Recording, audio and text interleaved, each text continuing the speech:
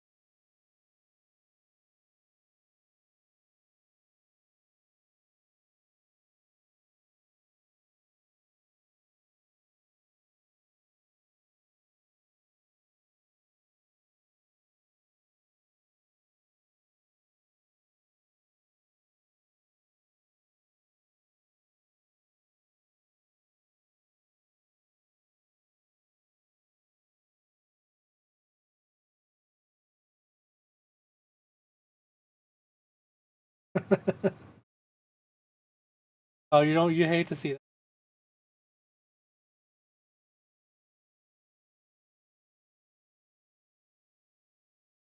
Kinda, never, yeah.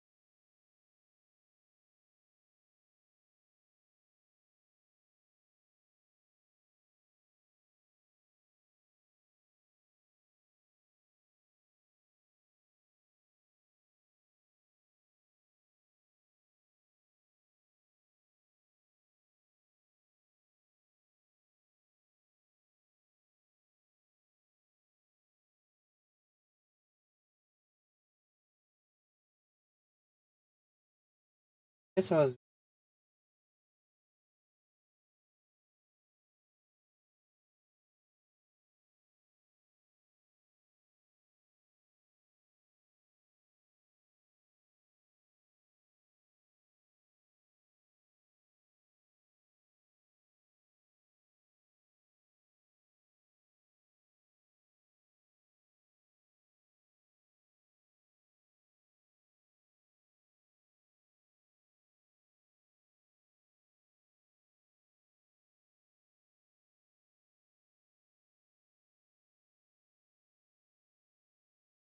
a lot of counters in them.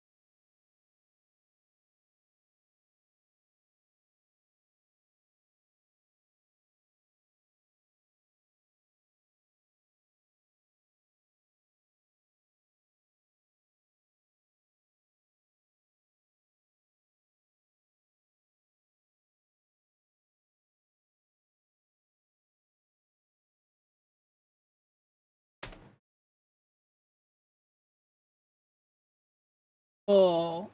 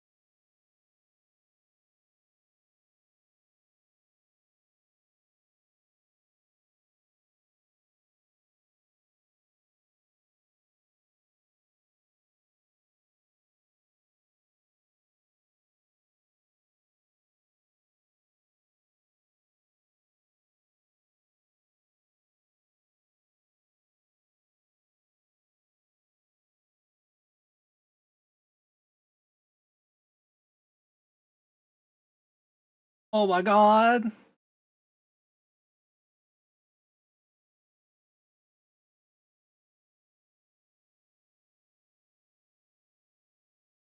Guy's here.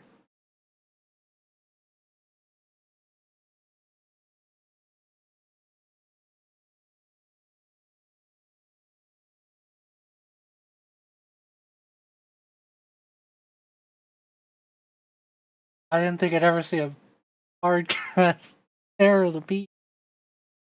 Wowee.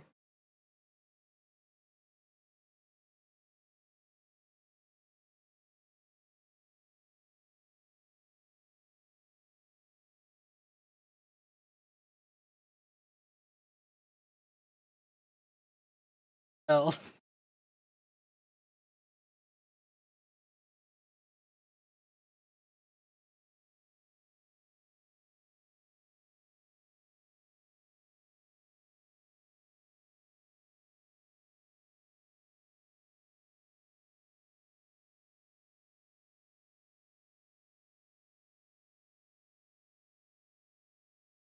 Here's about a Kona at this point. You got Terror of the Peaks on the board.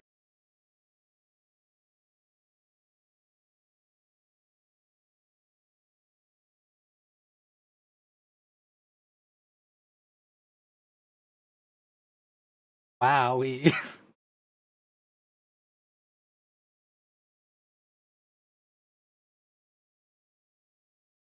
You never thought you'd see it.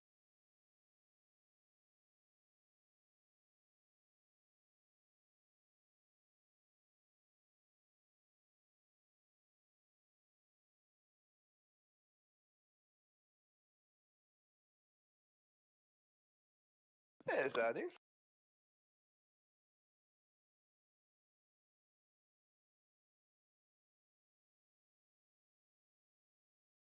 I could. Feature. Holy mackerel. Oh my god. Thank you for the follow. Cute. He's digging. Yep. He's Oh, playing to every single ad Thank he you. could possibly think. I think that's a Tashana's Tidebinder in hand. Really? Okay. Yeah. Oh, there is combustion technique. So Oh, okay.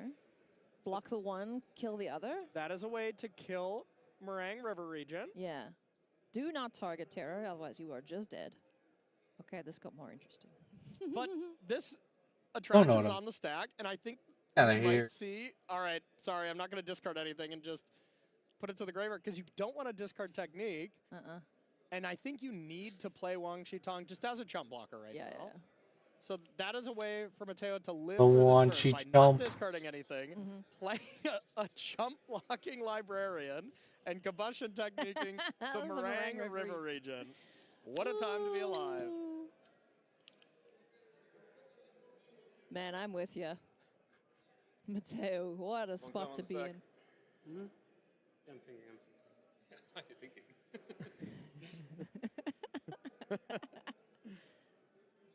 Samuel's having a blast. Yeah, he's having the best time, man. On that. Yep. Oh wow. Yeah, and that was just the spell just being countered. You know, he didn't discard anything there. Yeah. You may discard. If you do, you draw 2 cards. So that was just a hard cast and be like, nah. Nah, I'm good. Casting is don't do Good nothing. Lord. Okay, all right. Yep. That's got to Creature. do it. Yeah, that's it. I mean, sure. Let's give Mateo a chance here. Let's show off what he has. Here is a flash chump blocker. And then the formidable speaker is do it. able to go get... No, he's just dead. Terror of the Peaks. Anytime a creature enters. That's true. I was going to say go get a dragon, but... What a Incredible. game. Fantastic. The enters effect of Terror of the Peaks in combination with formidable speaker. Too much for Mateo to deal with, but boy, did he fight for that. That's the one thing is this omniscience deck I wanna leave a usually decent does amount of not room. have a plan B. So if you can I don't deal with know. the plan A, that's you know pretty much how the games end. But wow, was a that sick is the match. first time when I've seen a hard cast Terror of the Peak from a full-on Simic deck there. That was awesome. I'm so happy. All right, friends, we got more magic. Hopefully, some more just Never like thought that I'd after see the it. break. So don't go anywhere.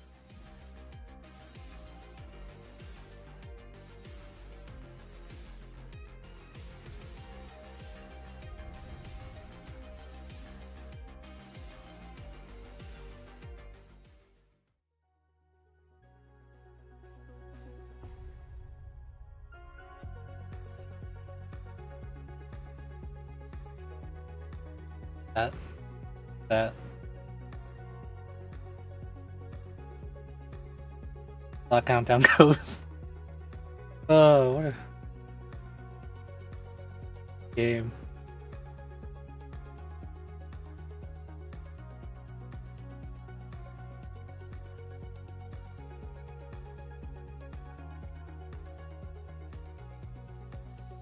Got a different idea.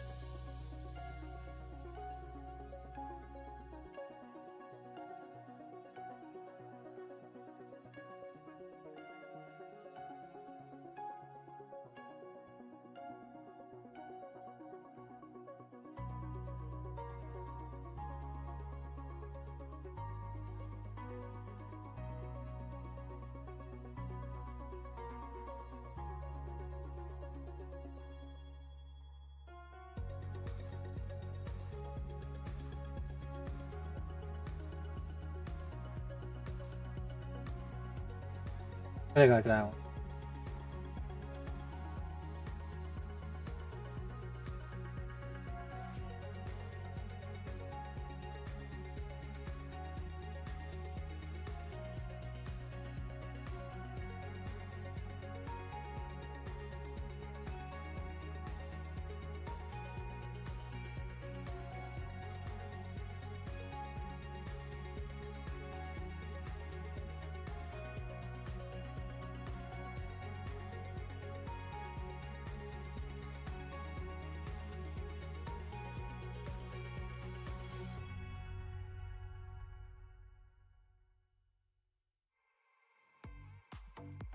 Welcome back to coverage of Pro Tour Lorwyn Eclipsed here in Yes, put that- Richmond, Virginia.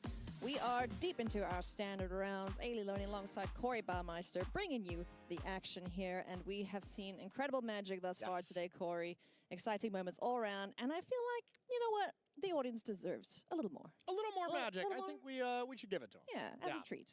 I'd love a little more For good magic. behavior. Let's take a look here at our next feature match. It is Zevon Faust rocking a sweet Azorius tempo list up against Jean-Emmanuel Depras, former world champion on Sultai Elementals. Funny thing happened at the past event that we were at where someone said, have you guys checked out Zevon Faust's list? It's so cool. I had a friend sitting next to him and he was just like, I don't know what to do against this. Yeah. It's just so cool. So Hello. an awesome take on the band airbending, you know, using a couple of those critters, but also some sweet cards like Aven Interrupter, Floodpit's Drowner, Enduring Curiosity, doing everything on the opponent's turn. Yeah, absolutely. Zevon definitely known for playing some spice and having some very strong results with it as well. Made the top 8 of the Pro Tour Matt Nass one with a Golgari up the Pro Tour beanstalk Eco style Club. Yeah, deck. yeah. Yeah, that was a really nice one.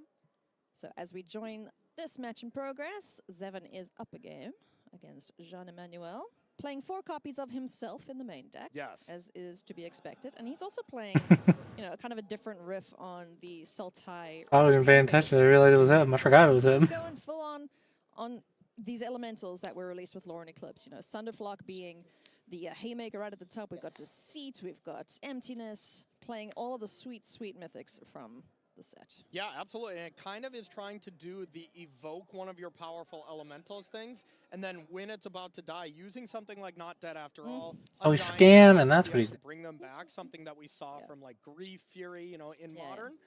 Kind of trying to do the same thing. So that makes sense why we're seeing something like Soul Guide Lantern being brought in. I was hoping to see Break scam up at the that Pro sort of Tour. stuff. Now that being said, it doesn't. The synergies don't necessarily get broken up if you do something like Wistfulness, Yeah. because you can stack it in such a way where you remove the lantern and then bring it back. So. Glarb, Calamity's Augur, a great card if you're digging through a library for very expensive creatures. Like Yeah, this. thank you for the follow. So, I being appreciate able to cost, or you know, basically manipulate the top of your library to, Yeah. to dig deeper, find those elementals, and be able to cast them off the top. You can also surveil, which is pretty sweet. And looking at the interaction that Zevin has, there's not a lot for just 3 drops. There's 4 seam reps. This is a 4 high noon deck, spell snare, so really, really hostile to Oh, we do. 2 drops. Yeah. Diamond. Wide, playing a lot of spells, but something like Glarb could be very, very difficult to deal with from Zevin. A Johnny, Outland Chaperone from Lorwyn Eclipse, makes a couple Kitkin. Let's see which mode he chooses on him. Yep, gonna make some friends. Yeah, and hey, that is one way to actually kill Glarb if we get that turned sideways. And if you don't turn it sideways, you're not trying to attack down the Ajani and trying to get that off the battlefield. Forgot it. Johnny was in the win. Ability to -2 and deal 4 damage to a tapped creature. That's a very white spell coded ability. If it was -2, just deal 4 damage to a creature, you know, being able to remove Glarb That would be a there Chandra. would be very good. Yeah, we'd start seeing those Oh, right. extremely Dang, it's powerful not white. blockers of history's past. And now we see Not Dead After All in hand. Maybe not necessarily another evoke elemental to kind of do the combo, but that Soul Guide Lantern could very well be shutting that down anyways. Because there is an opportunity where it is in the yard for Zevin to respond. Exactly, yep. It will still go to the graveyard for a split second, and that's when you can Soul Guide Lantern it away. Wow, this thing kind of has a lot of text. Underground Mortuary. Does JD like what's on top? Phone before I got over here too. We're committed to this. Okay. Now he is allowed to look at any time. Let's see, I believe that is a Deceit in the back. So, yeah, the Soul Guide Lantern is definitely doing the thing here. It's such an annoying little wrinkle in game plans Yeah, Lantern, for the graveyard players. just maybe the best sideboard card in Standard right now. I mean, look at all the applications. We've seen it good against Reanimator. We've seen it good against Lessons. Now good against the new kind of spicy deck that Jean-Emmanuel Duprat brought to the table. There it is.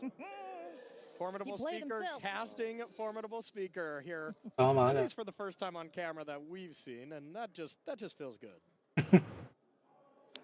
Dead after all, gonna get thrown in the yard. Its usefulness in decline since Soul Guide Lantern hit the board.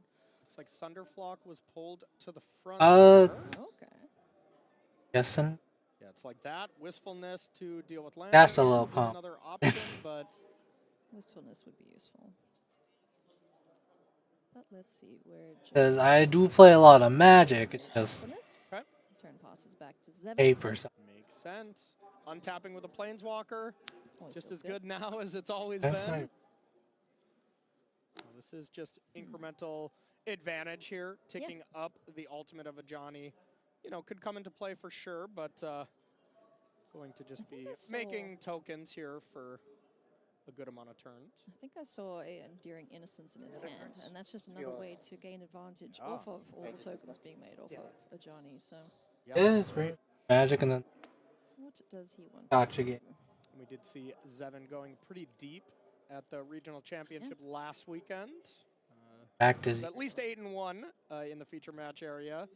Didn't convert it into a top 8, but still had a solid result playing this Azorius Tempo deck as well. There we go. Enduring Excited Curiosity. about. Plussing a Johnny. Get a Kithkin. Draw a card. Time for it all. Enduring Innocence for this one, but also has Enduring Curiosity as well. This is a double Enduring deck. I love it. I love it. This is a sweet list. Yeah, it really is powerful. Good old honest, I'm going to play on your turn magic.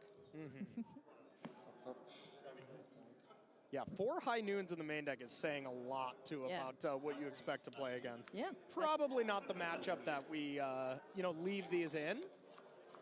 Well, I mean, it kills a lot of the elementals. If Yeah. you need to pop it. Yeah, that is fair.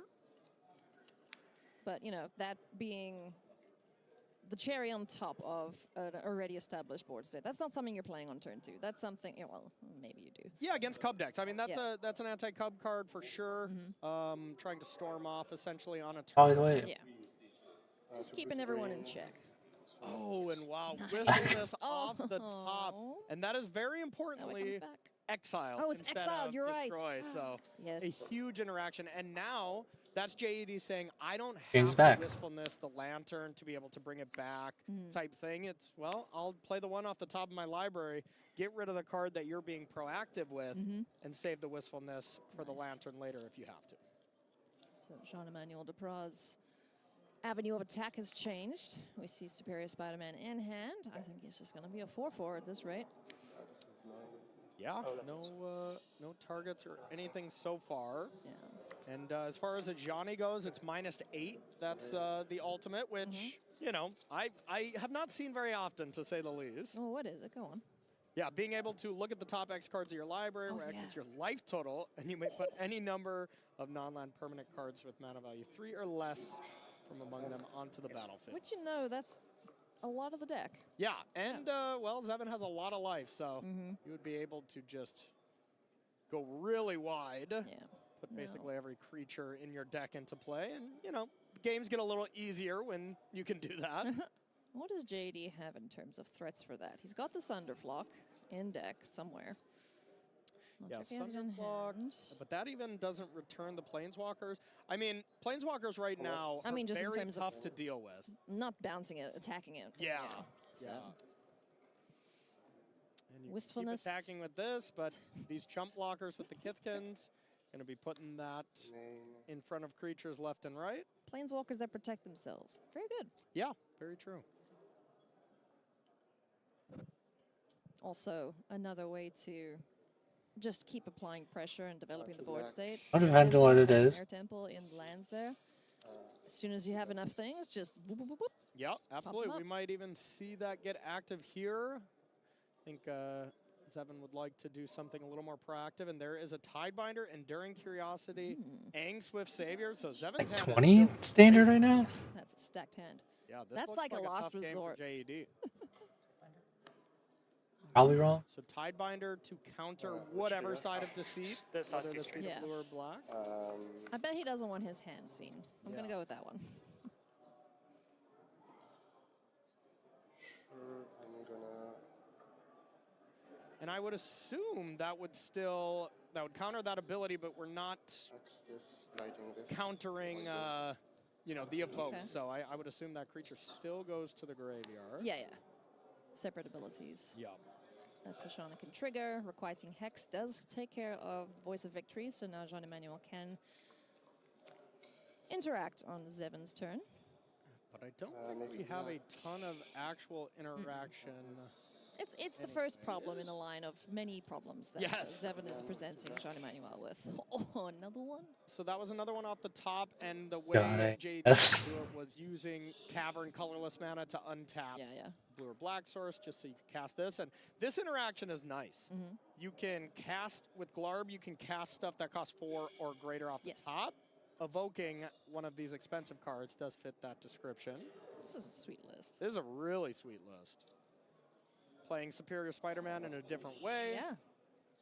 One of the most Yeah. powerful cards in Standard. Basically, combining two pretty powerful decks here this weekend, or pretty well-represented ones, yeah. Elementals and the Reanimator deck. And I think step one for JD was, all right, I'm playing 4 of myself, for Yes, sure. yeah. And let's build a deck Yeah. around it. We'll figure out what's everyone else doing. Well, Yeah. that looks cool. A little bit of this, a little bit of that. Okay. Johnny getting close to putting 19 cards worth of stuff on the board. Yep, this is definitely getting close, and I just keep looking at a way to actually bounce the Ajani, destroy it. There are not a lot of ways here in JED's deck at all. Oh, and you really don't want to bounce the Funny top they made- either. Yeah. Okay. Following a joke. Another formidable speaker picked up off the top there for Jean-Emmanuel. So that can go get Sunderflock, and you can, that would bounce everything from Zevin. Yeah, Would that might be bounce. step 1, and then you can attack. Elemental. Yeah. 'Cause all the blockers will be out, right? Yeah.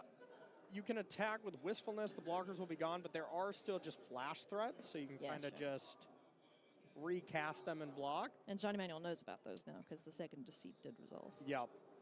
And this is the classic. All right, I got to start reading Yeah. how close we are to Ultimate, Mm-hmm. what exactly it does here for JD's Return side. clock, but What's this thing do? Wistfulness attacking in at It'll let you look 1. at how many cards? A way to save the Outland Chaperone. This has been a sweet match. Wait, it says in land card. What the heck? And Swift Savior in hand. I mean, that does stop any kind of Or center sac- flock action for a little bit at least. I think JD might have enough though to recast it if that is. Yeah, that's because that's the that's last gonna known happen. card in Two hand, right? green, 2 blue. There's, yeah. Yeah, because he there's saw 2 cards land. in hand. He Yep. chucked the Enduring Curiosity, so Aang is in hand. Mm-hmm. Yeah, I don't think JD knows about No More Lies, but with all these caverns, Yeah. I don't counter think it spells have matters. just not looked great so far. I mean, we're very Yeah, but if you early in don't- the tournament, but man, so many decks I are will, playing 3, 4 over- caverns This over. Yes.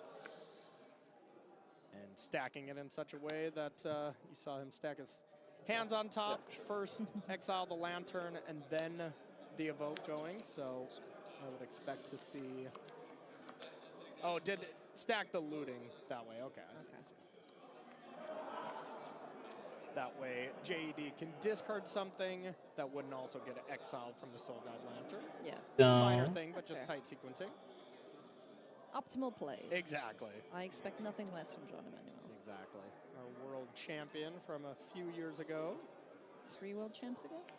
I believe so. 23. Seth, then right? Javier, then Yep. Jean-Emmanuel, yeah.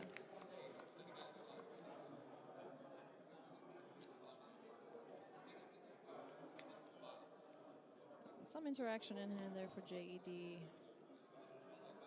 Where's Zevin going with this turn?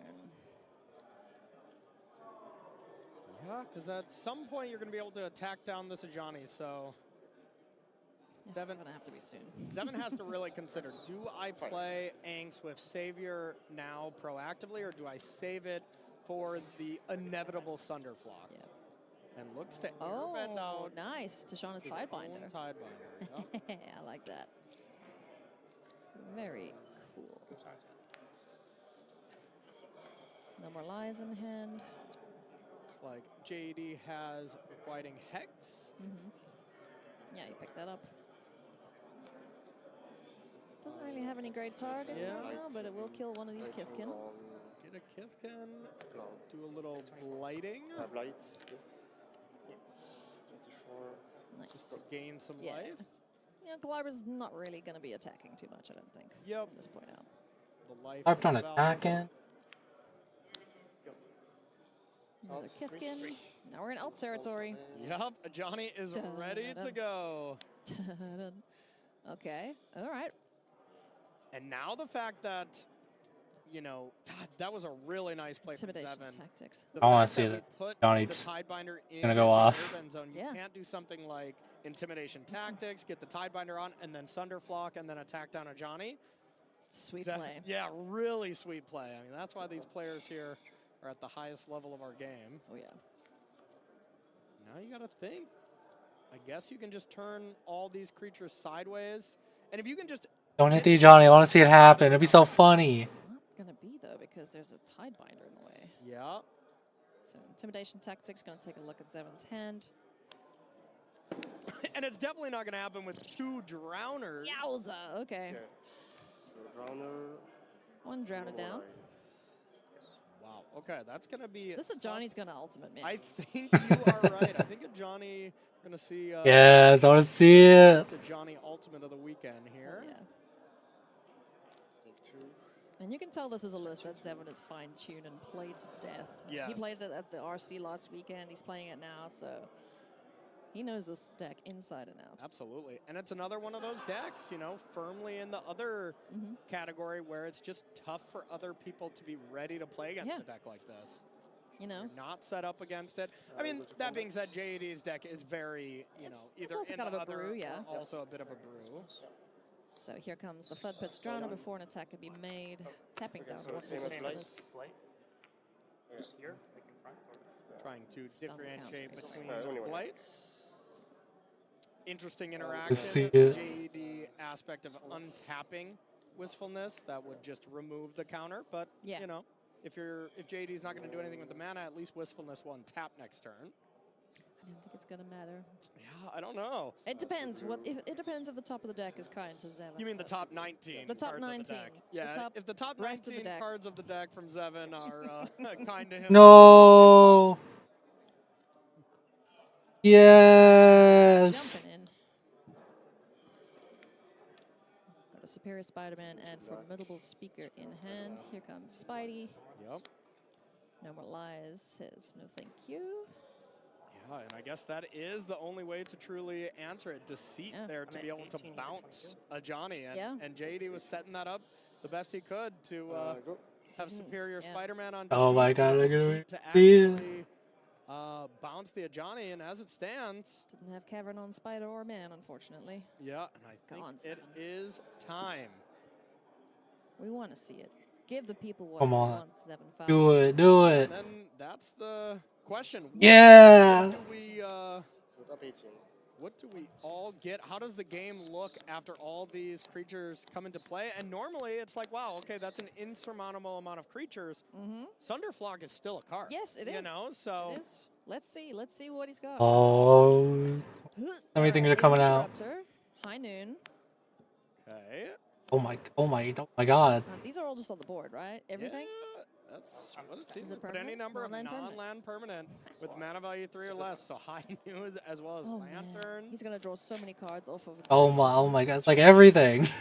Seven's having the time of his life. rest, Yeah, the have it- player's have it chuckling. rest, then shuffle. Oh, maybe I don't want Good gravy. Wow. Okay, so you get all these airbend triggers. There's another So, Ajani that gets to shuffle and then tick I'll up, choose my stack. or Oh my you God. can, deal 4 to one of these tapped creatures. This is amazing. This is very, very cool.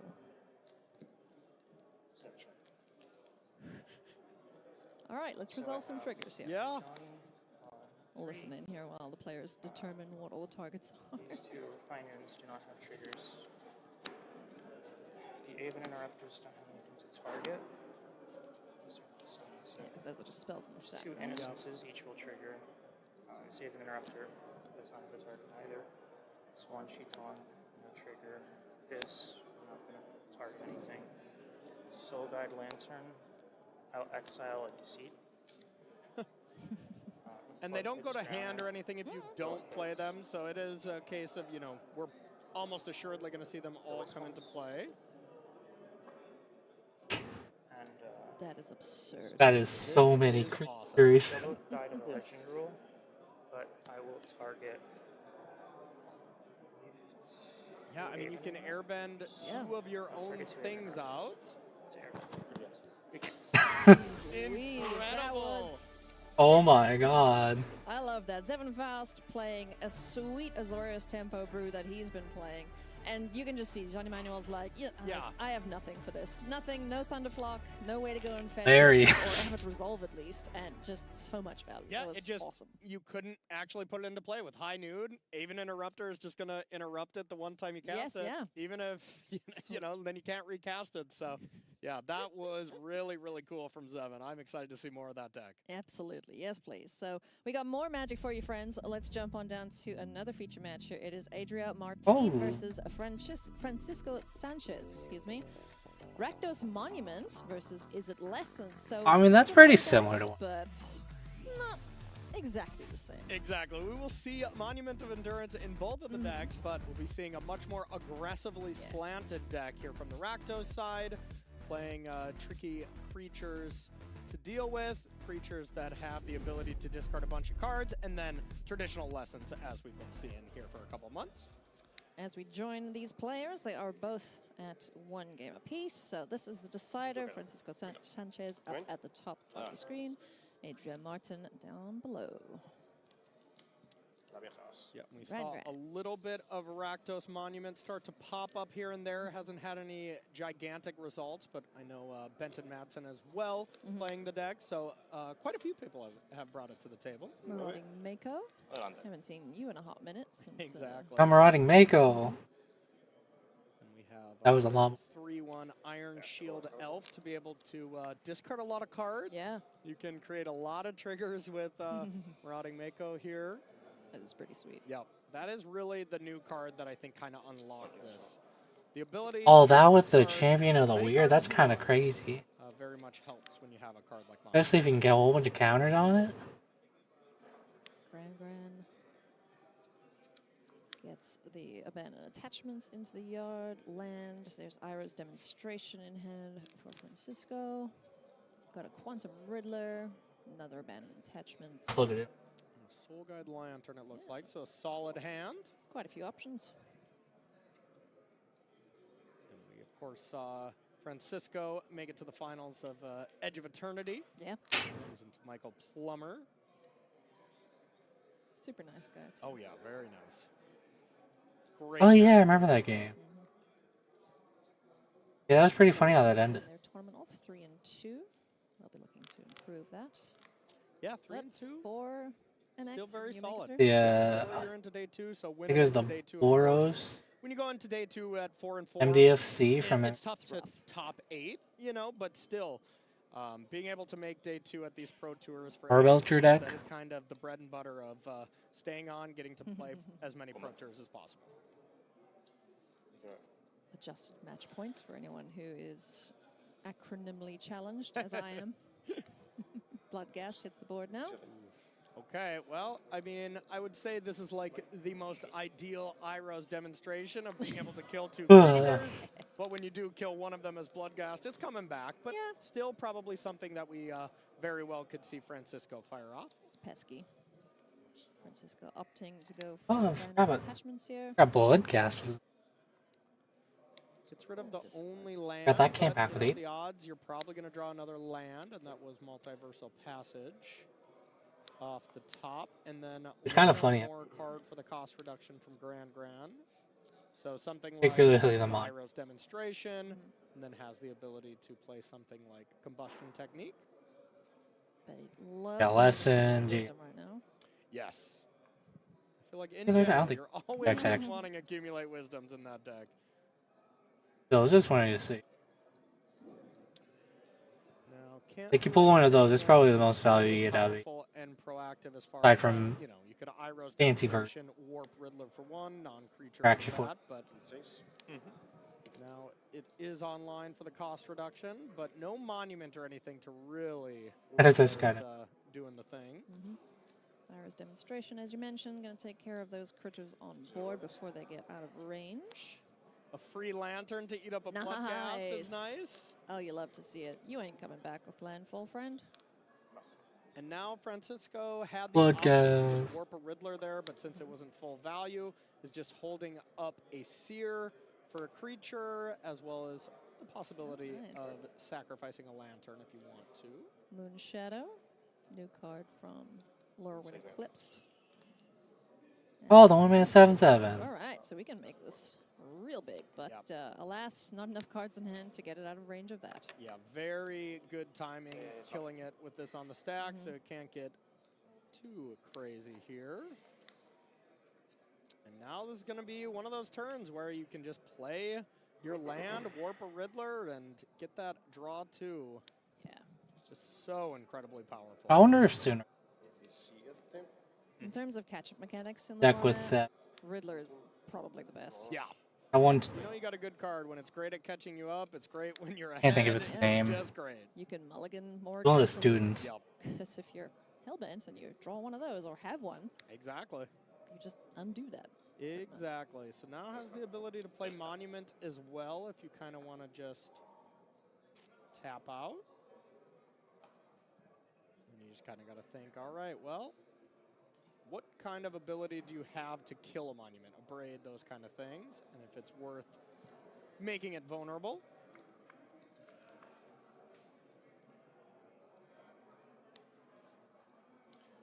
Pass.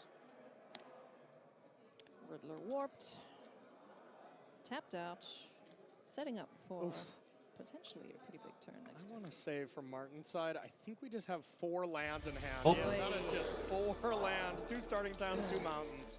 You Yikes. hate to see it, Yeah. but sometimes that's just the way the cookie crumbles. So Yeah. That was a quickie. congratulations to Francisco Sanchez. 4-2, he's in today too. Yep, into day 2, has a good start here, playing Lessons, playing one of the better decks here in the format, and hope to see more of that other Rakdos Monument deck as Yeah. well. That looked really cool. Yeah, some super cool lists and, you know, some really, really good matchups still to come. So, friends, we're going to go to a short commercial break, and Maria will be with you after that. There's still. I don't know how much. That's around. I guess round 6. How many matches are.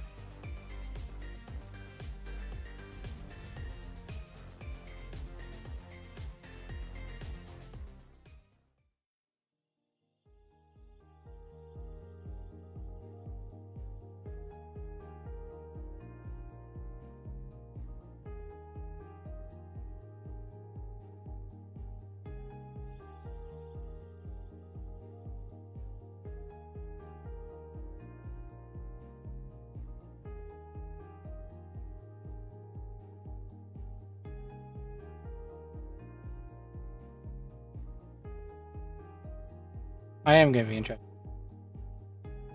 What's end up gonna be in that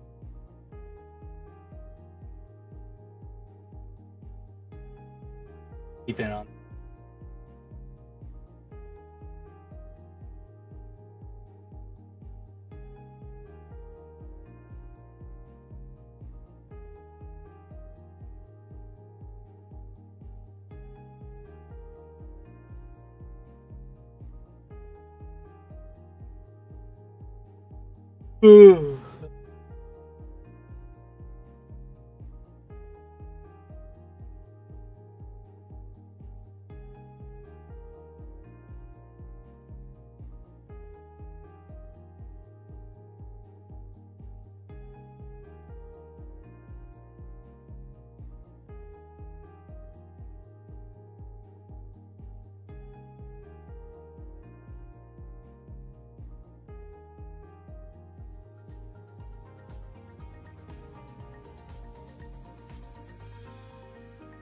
Few seconds if there's gonna be any more round. I guess probably gonna be.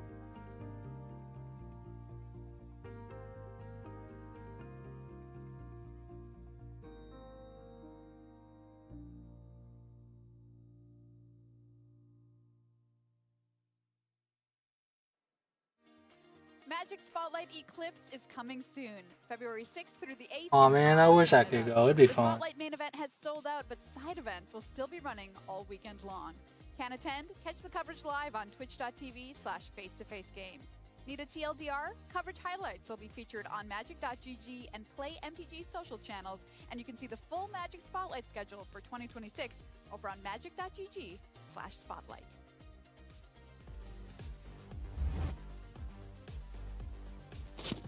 As night falls here in Richmond, welcome back to coverage of Pro Tour Lorwyn Eclipse. 305 players battling here on day number 1. We have $500,000 in the prize pool. One player will go home with $50,000 after top 8 Sunday. Hey everybody, welcome back to the News Desk. Maria Bertoldi, Monty DeVuti, and Cedric Phillips here with you.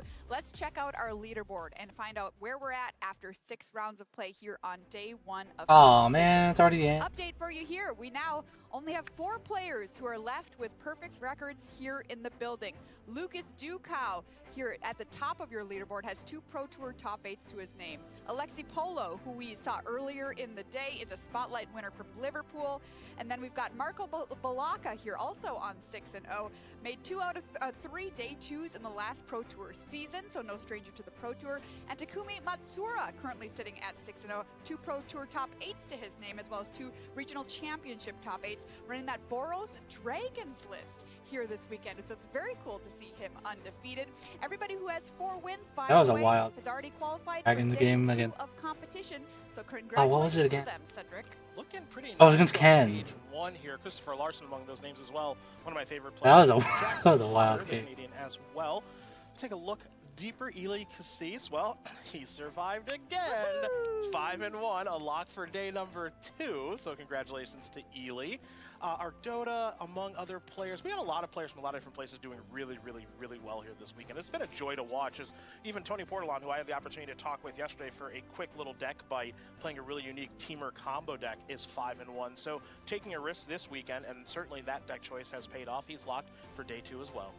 Congratulations to everyone. How's Javier doing? On day I wasn't paying 2 attention when the number. Let's check in with our teams here in the building right now and find out how our testing teams are doing. We're going to kick things off with Team TCG player Monty. Yeah, Team TCG player, of course, the reigning team. We would say they did absolutely fantastic at the World Championship.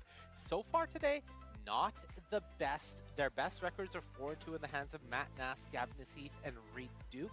Unfortunately for Paul Reitzel, he is out. Everyone else really fighting to decide how their day looks, because if these 3-3s become 5-3, great. If they turn to 3-5s, horrendous. So we'll see how the next 2 rounds treats them. That's TCG player. What about Handshake, Cedric? A wonderfully dominant team over the course of Magic history. We're going to dive in a little bit here. Carl Sarup, I'm going to point out him. He's had a lot of accomplishments, so still looking for a big Pro Tour win. 5-1. Ely Cassis, the survivor, 5-1. Simon Nielsen, former player of the year, 4-2. And for Stoyer, the destroyer, that's Nathan Stoyer, back in the Pro Tour scene, 4-2, locked for day number 2. And I know we haven't seen Nathan as much over the past, I'd say, calendar year. I would not want to play against him. He might be back. Absolutely not. Let's take a look at Moriyama, Japan. There's a look at the team. How are they doing here on day 1 of competition? Well, they have one of the tournament leaders in Takumi Matsura, currently at 6-0, and a lot of really good records for this team here. Shuhei Nakamura ending the 3-3 list. Notably, nobody on this team is out of making day 2 just yet, so we could see some big results from Moriyama, Japan as we make our way through the competition. Yeah, and the last of our 4 big teams, Cosmos Heavy Play, as we take a look at how they are doing. Well, Christopher Larson, Luis Salvador. Oh, Jack he's 3-3. Potter, all at 5-1, doing fantastic. Again, nobody eliminated from day 2 contention just yet.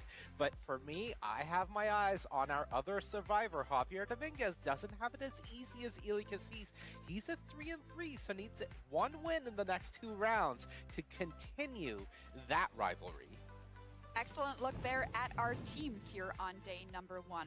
We're gearing up for round number 7 on day All right, it's 8 number 1. rounds, not Let's 6. check I out forgot. our feature match that we'll be bringing you here. in Okay, the never mind. We're standard gonna be here for another portion 2 of hours day number 1. probably. Maxim Ravich on mono green landfall Ooh, up against Petr Aoife. Sahurik on Demir mid-range. Let's get to meet the players, That- starting with Max. I feel it's gonna be an uphill battle for Six Tifa. at his first Pro Tour, which is Pro Tour Edge of Eternities, to re-qualify and come back and play here this weekend. Also played in Arena Championship 9. No top finishes to his name. Started playing the game in 2012. How has his day 1 been, Cedric? We will take a look, as Maxim's goal here is to get those 10 wins and re-qualify. 2-1 in draft to start, beating Sam Pardee in the final round of draft. Always a tough opponent there. And you see a wide range of decks played thus far in Constructed. Jeskai mid-range, I need to get better Raptors, at draft. and 5 color I'm rhythm. This standard I'm event battling. is quite diverse, folks. And you see a couple of wins and losses. Not going to be going up against It's so the hard. other I don't got the brain here power. in Demir mid-range. We'll have to see how things go here for Maxime. Let's check out Maxim's opponent here. Petr Sahurik started playing the game in 2005, has 9 Grand Prix top 8s, including 4 wins from 2016 through 2019. We qualified for the Pro Tour via an RC in Antwerp, so happy to see him back here on the PT. Let's take a look at his day 1 so far, Cedric. Tournament goal here for Petr is the same, 10 wins to Oh my re-qualify. God, Certainly a damn different route, rhythms. starting 1 and 2 in draft, and now playing against a lot of the same deck here in Bant Rhythm, but that's wins against Bant Rhythm 3 times in a row, so clearly a good matchup there. Mono Green Landfall, though, well, that's not a deck many people are playing here this weekend, so we'll have to see. Yeah, that's very. I need to check out the deck. How many people are... I imagine there's not a lot of people running Land. Yeah, we're definitely going to start by taking a I see look mono at this. green. This is another, of course, Badger Mole Cub deck, but quite a different flavor than the other Cub decks that we've seen as we take a look at it. Much more aggressively slanted, as landfall decks tend to be. You It's do not see defense. 4 copy of It's bird. Chocobo here in this deck, in addition to the Badger Mole Cub. But I think the big cards that this deck is really built around is the 4 copy of Might Form Harmonizer. We've seen the Harmonizer in the Sanctum of All Teamer Harmonizer used as a combo piece, but here is purely an aggressive element. When you combine it with a card like Ice Till Explorer, the game can really get out of hand, and because this is a mono green deck, you do get access to powerful cards like Sapling Nursery or the Archdruid's Charm. So this deck has a lot of potential going for it. I like this. It is an unknown element coming into the weekend. That's so a neat part card. of the question is your opponent ready to handle it? Taking a look at the other side, we go to Dimir Oh, well. Midrange. Now, Dimir Midrange is a Try deck doing that it has on been it. floating around standard for quite a Oh. while, and there have been metagames where See this it's one very been often. nigh unplayable, and metagames where it's looked Oh. quite great. The deck is very much built around cheap disruptive elements, as we're used I guess to I haven't really seeing paid attention though. from I don't mid-range think we've decks, seen but ideally in this Deep version, Cavern Bats you're getting or this in creature form, the because one of Siren thing. I key can't remember. highlights of this deck is Enduring Curiosity. Curiosity just being a way for you to stock up your hand and continue putting pressure on your opponent means that if you're able to curve something like a There's Deep no Cavern stock up Bat in the into a tool. disruptive element, into a Curiosity, suddenly the game gets Really? really difficult for your opponent. And the big thing Petter has going for him, he gets to play Kaido, which is still an incredibly powerful card. There's a look at the players and the decks. How does Maxime feel about this mono green landfall deck? Talk to Tannen before this match. Being joined by Maxime Ravich here, playing mono green landfall here. Now, this is my choice as one of my favorite decks here in Standard. How's it performing for you here at the Pro Tour? So far pretty good. However, it's not the best choice into the metagame of Badger Mole Cub and Airbending. However, if I face against anything else, I feel pretty good about my chances, and of course, always have a chance against anything. So also one of my favorites. So yeah. Well, hope you have a good chance here this round. Thanks for the time. I feel and good luck. depending on All right, deck let's see this wins. mono Might green see landfall deck in action. Maxime Ravich there. I'm going to send it on to Marshall and Paul with the call here in round 7. Yeah, Spider-Man. I'll probably spike a bit. At Pro Tour Lorwyn Eclipse, Marshall Sutcliffe with Paul Cheon, and we've got some spicy. Oh, what builds, I other would things say. probably spike? You know, normally you'd think that we'd be all about the Dimir deck, but we were both chatting about that mono. I don't even know how much that. Sweet. Yeah, no, I mean, They're probably deck gonna is extremely nice explosive. bit already. It has the ability to kind of kill your opponent out of nowhere with kind of all the additional landfall triggers. So curious how that does against kind That of and there's their mid-range deck, which is a deck that has a lot of interaction. So One has drop the removal ability to spell kind of from disrupt probably what gonna the go mono green landfall deck can do. Certainly not a matchup that we expected in large numbers, particularly the Dimir mid-range deck. Well, maybe not. Hasn't really been doing very well recently, but well enough Might be here for worth, like- better as he's 3-0 with the deck. That's right. You take a look at. All this if there. Dimir wins. And there's Maxime Ravich across the table. Game number 1 upon us.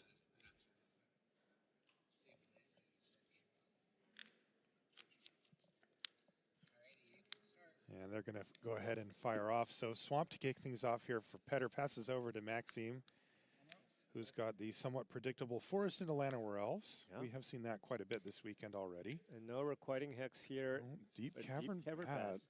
Pretty hard to. I don't want to pull in Arborest. Deep Cavern Bat when it's I on had the to kind of battlefield push with the mono. I decided to deck. make like- There's a couple of copies of Archdruid's Charm, but that's basically it for interaction. Lots of really good options here for Maxime. I mean, next turn you can either go Earthbender Ascension, get land number 4. I think it would just be nice to have get run out. a that copy Badger of Mole Cub. One whatever really decided to kind make of new card that has been added to some people playing Oh, the that mono green style deck. landfall deck, which I think is going to be really, really powerful in this matchup, is Sapling Nursery. This is a card that lets you kind of go over the top or just outgrind what a lot of these decks that are looking to play a bunch of 1/1 removal can do. So that is going to be a card that Maxime is going to be keeping an eye out for. Yeah, and it's really critical to see that it has affinity for forest. So very much a huge payoff for being mono green. Right. As that 8 mana cost dips dramatically. And of course, this deck has the ability to play and replay lands, to play numerous lands. It's 6, you only need over the course of a turn, and each of those turns into board state. And Petter actually keeping a very awkward hand here with 0 blue mana. That's Swamp, Sanctuary, Fountain Port, no blue sources inside. Has another Deep Cavern Bat to basically deal with the Icetail Explorer, and Maxime is out of action here, but Peter, if he wants to get something going, needs to find a blue. Yeah, you know, he probably is going to be relieved to see this 2 copies of Deep Cavern Vat versus the mono green deck somehow. Right. That's got to be where it's absolutely best. Ooh, and that is that a charm? Yeah, that is a way to deal with the bat and get one of those threats back. So huge, huge draw here from Maxime. Can choose to fight and also look for a creature card and put it in. Punch in. Imagine that's what he's going to be looking to do here. Oh, excuse me, you can only choose one. Oh, man. I guess it's a charm, not a command. Right. We've been playing too much limited. Still very, very good here, though. Yeah, kill a bat. +1/+1 counter and deal damage to this. I mean, I don't think there's... That'll get the Icetail Explorer back. And it's one of those things where you go, nice draw. Nice draw. Yeah, all right. You found your Those aren't 2 forests that I saw in his hand. Right. Yeah. Yeah, Petter knows exactly what he has. Maybe they're actually after. Yeah, an Icetail Explorer going to do a lot of work as well. You can just get a bunch of lands in play, and every time you play a land, you get to mill yourself, and that goes really, really well with the 3 copies of Esper Origins that are also in the deck. You know, you just kind of mill a bunch of cards. If you're lucky enough to hit one of those, all of a sudden you get a free spell you can cast out of your graveyard. Both of our players are sitting with a 4-2 record, so very good start to the day, just looking to finish strong here. Wow, and still no blue source here for Petter. Jeez, Requiting Hex will take care of the Llanowar Elves and knock a couple of mana off of the table as well. Maxime debating whether or not to sack the Fabled Passage. That was upkeep. Right. Just choosing to draw instead here. Now remember, you can just still sack it here, go get your land, then play the Explorer, and then play the Fabled Passage numerous times. There's actually another card that would be nice to hit, which of course is Bossing Say, another way to kind of just get additional value here out of the lands you might mill. Another really, really annoying card for something like the Demeter mid-range deck to handle. Yeah, this green deck just feels like it's vulnerable to, you know, combo finishes and stuff, but if you're trying to outgrind it, it seems really difficult. Right. This is the first land drop from the Icetail Explorer. Trigger on the stack, sacrificing to get a land, just to thin out your deck a little bit, right? I mean, still just reduce, you know, you just get rid of those lands. Makes it so that, you know, you can maybe mill a higher chance of milling Esper Origins. Let's see what that does real quick. Saz's Chocobo. Another Saz's Chocobo there. All right. The Cub's going to rumble. And Maxime's going to pass the turn back. Can there be a blue source here? No, I don't think so. Well, it's another Requiting Hex. Yeah, and I mean, Maxime's just playing 2 extra lands every single turn here. Yeah, he's going to get a tremendous number of lands on the battlefield very quickly. Choosing to draw here first. And it's another Badger Mole Cub off Yeah, the top. or Saga Creek. Find Sapling Nursery off the top, right? And top card of your library, if it's a permanent card, put it in your hand. Add to just be able to make another token. Trample until like a Might Form Harmonizer, right? That's also additional bad. triggers that you can get. Otherwise, it's like Travail 2, gain 2, draw card.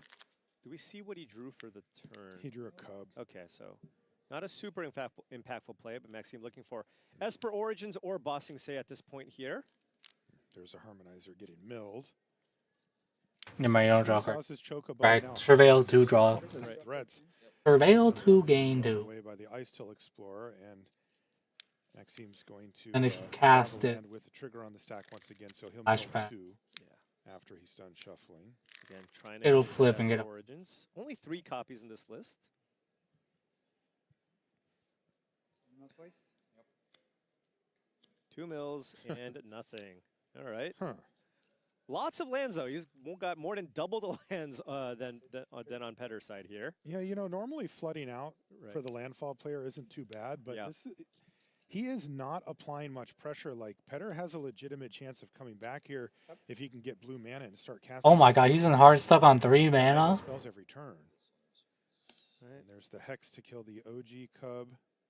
Yeah, which is okay. But Maxime still getting damage in, thinning out the deck. At some point, Maxime will get to a point, if that Ice Explorer lives, where he just won't have any lands to draw left. 16, 15. Wow, Petter just cannot find Yeah, anything here. This is nuts. Is it like no blue source, no land drop go? Holy smokes. Sapling Oh, and Nursery, there's the there nursery it off the is. Oh, And that's and there gonna he do it. goes. Petter Sahuric says, I've seen enough. I'm going to be way too far behind at this point. He would be making 3/4s every single turn, at least 2 of them. Yeah, this triggers off of any lands, which is super powerful with all of the sacrifice lands in the deck. Well, that's an easy write-off there for Petter, right? It's Yep. just like, you know, that happens every once in a long while. And it kind of didn't matter what Maxime did. It was just when we get to that turn of the game, there's no way that he can come back. That was without pretty blue source. Oh. Well, No Petter blue will have swords, the like, ability to turn cast 7. Most of his spells this game Stuck are on all 3 lands. starting things off with that Restless Reef does have the Requiting Hex here to get the Llanowar Elves if he so chooses. He still has the ability to also cast Annul, so I imagine you want to just get that elf off the battlefield. Yep, he's going to hex it away. Play second land and then pass. I believe he said black. Yeah, because it has 2 islands in hand. And no 2-mana plays here out of Maxime here. So Wow. killing that elf was huge, as this turn he could have run out either the Lumbering World Wagon or the Earthbender Ascension. But Petter does have the answer in the Annul in hand to either of those cards, and Deep Cavern Bat to likely take the And other he's got blue 3-mana mana this play time. here. No watch anybody.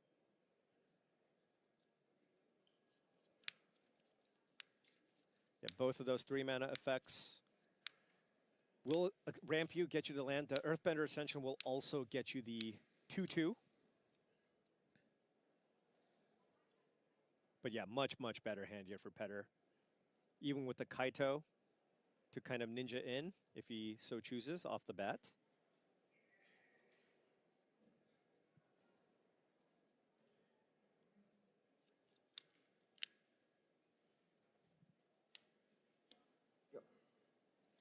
And chooses the Lumbering World Wagon, I believe. Yeah, okay. Oh my gosh, another Aether Drift card. And if you're Maxime, I think you're just supposed to just play all your stuff, even though there's a chance. I mean, most of these decks are playing 2 Annuls in the sideboard, Right. basically. I can tell. Yeah, this is one of those matchups where, you know, what is Maxime supposed to do? Like, Right. wait forever? He's going to have to just kind of get through all the things that Petter brings to the table, and it's just going to get worse and worse. There's Kaito now from Petter. Yeah, you can still tick this up as you have dealt damage. Surveil 2, draw a card.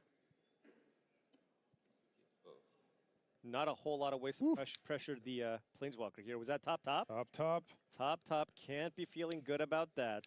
He's got a removal spell and a Tishana's Tidebinder, and he also has a Deep Cavern Bat for any of the more expensive stuff. And all Maxime has here is a Might Form Harmonizer. And Petter has the answer in that Bitter Triumph. Can even just lock it down with the Kaito if he wants.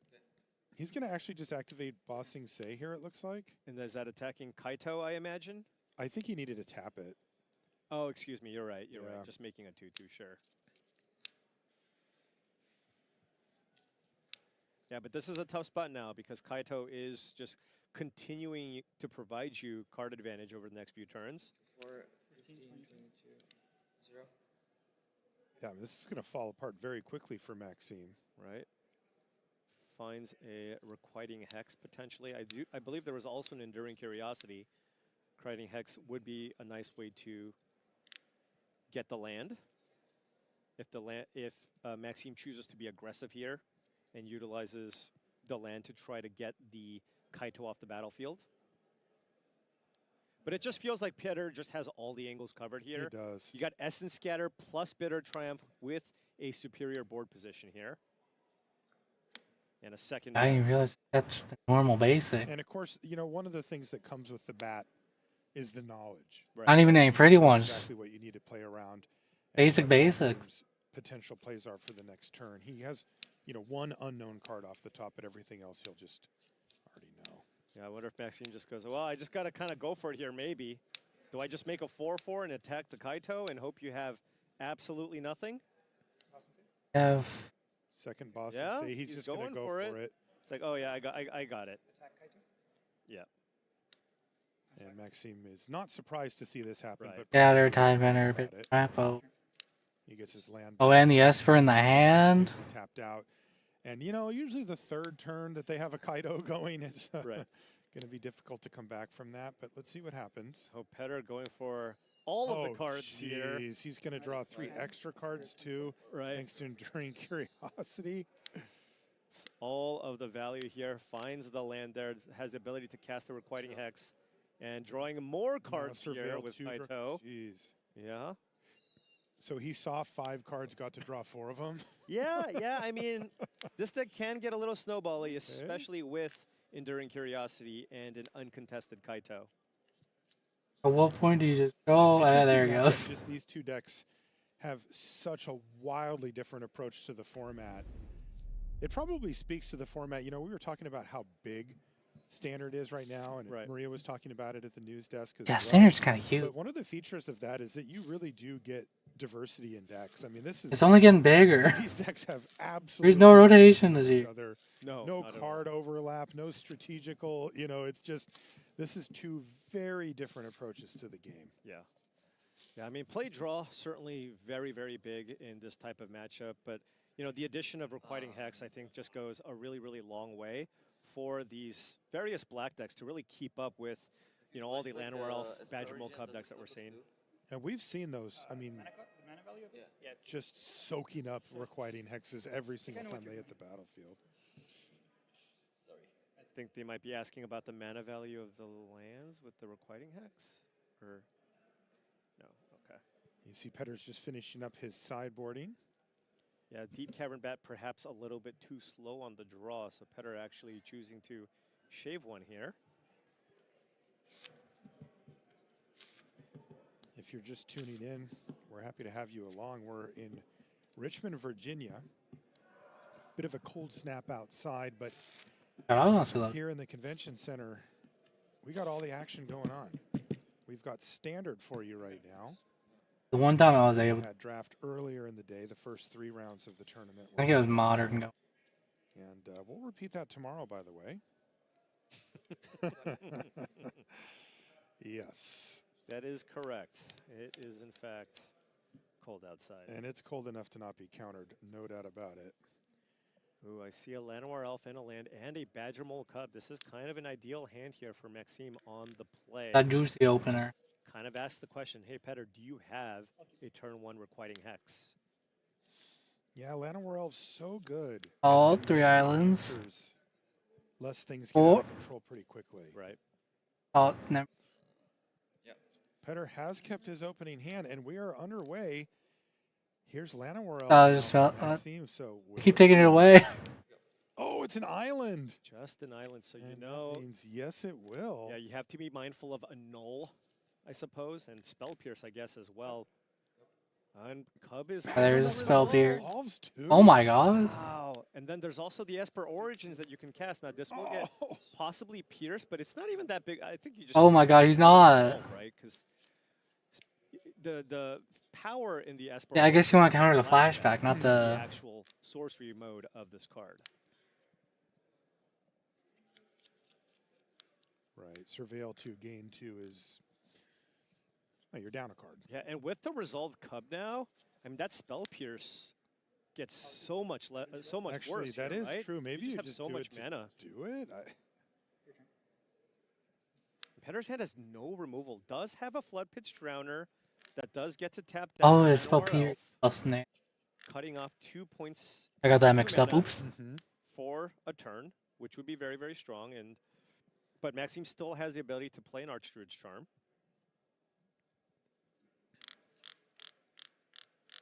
Search out a creature, maybe an Ice-Tail Explorer. Perhaps just get the Flood Pitch Rounder off the battlefield so you don't get Kaito'd. Maxime with just 2 lands drawn, but that will not stop him.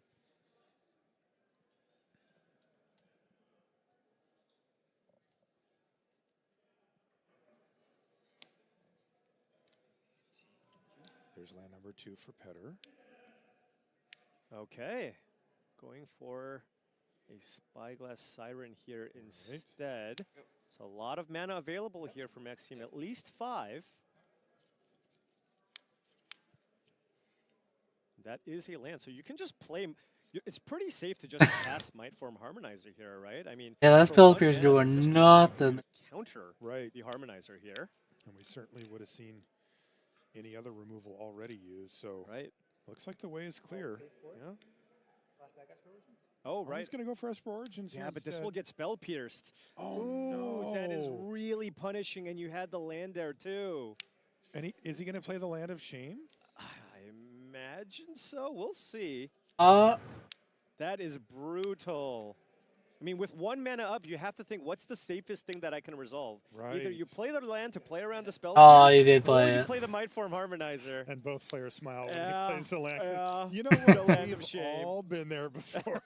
Oh, Every man. one of us. Never goes, mind, that "Yep, spell yep, pierce yep." did in fact do something in the game. That could be very punishing, though, for Maxime. We'll see. He still has a good hand. And a big draw here from Petter. Finds Requiting Hex.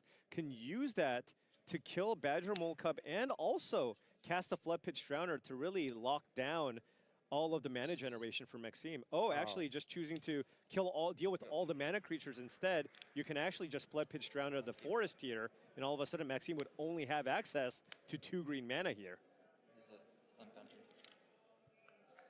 So he went from 6 to 2 here? Only 2 mana with what?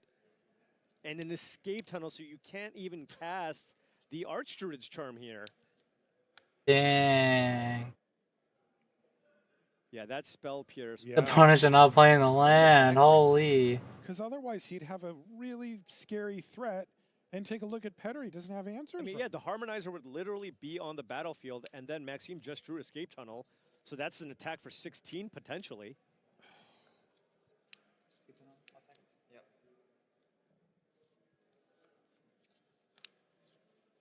Wow. That was a very powerful. It worked Very, out very so well for Petter, not countering it on the first time, too. Right, and as long as Petter doesn't die next turn, I mean, he will be able to get that Enduring Curiosity onto the battlefield and draw an additional 2 cards. I can't imagine Maxime just chump blocking here.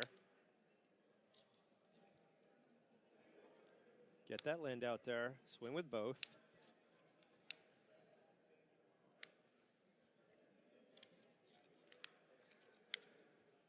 Unless Maxime's going, well. I think he figured it out. Dude, I wonder if the I might Kona just deck have are the playing curiosity. like. Maybe I just block.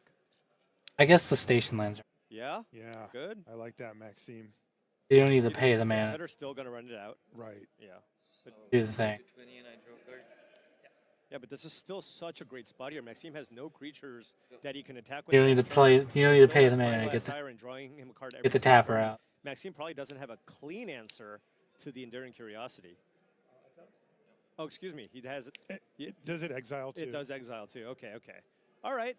Clean answer required. Clean answer acquired. Excuse me.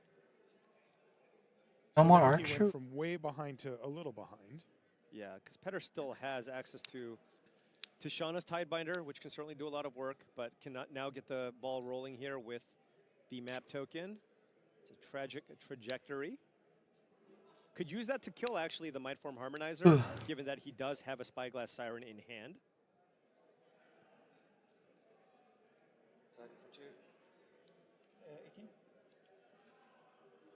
Damage coming across there with the Siren, and he's got a backup Siren as well. And Maxime is, of course, aware that the trajectory is still on top here, so knowing if he plays out a Mightform Harmonizer, he's just going to die. Might be better to just run out a couple of small things instead. Has Llanowar Elves and Saz's Chocobo.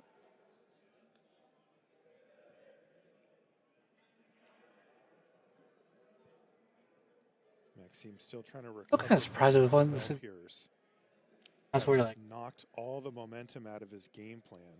I guess Badger Mole is Board that more or good. less fell apart after that too. Right. Yeah, I mean, one thing with this mono green deck is if your opponents can kind of handle a couple of things here and there, it's not I need really to good ban at out of kind it. coming, like coming back. They don't want to right? ban In Badger spots Mole. like this where you just got a pile of 4-mana 4/4s and you're kind of hoping one of them sticks. Here's I guess they Saz's technically Chocobo. ban the Badger Mole. It resolves, and then I feel they'd want to ban some something. combat's going to happen. Tishana's Tidebinder, I suppose, could have gotten in the way. So No landfall here for the Yeah. Chocobo. I imagine they don't want to ban anything out of. Crack the map and draw a card. Yes, we are. Off of the Fountain Port that's in play.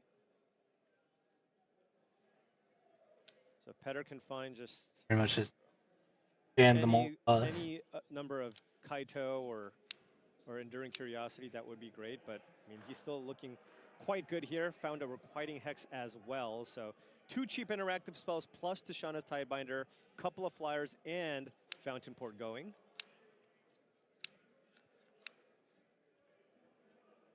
At this point, though, you have to think, okay, well, maybe I don't care so much about the Llanowar Elves. You've already got 4 mana going. Perhaps the Chocobo could be a scarier card here. Oh, it's just a little guy. Harmonizer and perhaps Just a 1/1.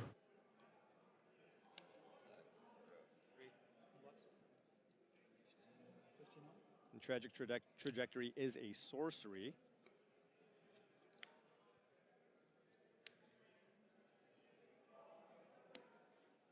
Looks like he's going to fire this off here. Okay, still. Oh, no, Requiting Hex main phase, sure. Stay on the door. Yeah, he's going to pass the turn back. There's a Badger Mole Cub. Okay. Now, Petter can use Tishana's Tidebinder to counter the come into play effect. So you wouldn't be able to animate a land.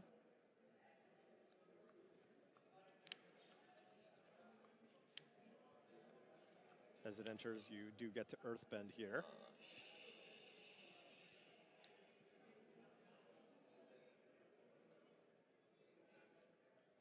A tricky spot here. If he wants to do that, he has to let it resolve and then Tidebinder the trigger. Right, because if you don't counter this in any way, shape, or form, Maxime will have access to 4 mana. Then he can just hard cast the Mindform Harmonizer as well.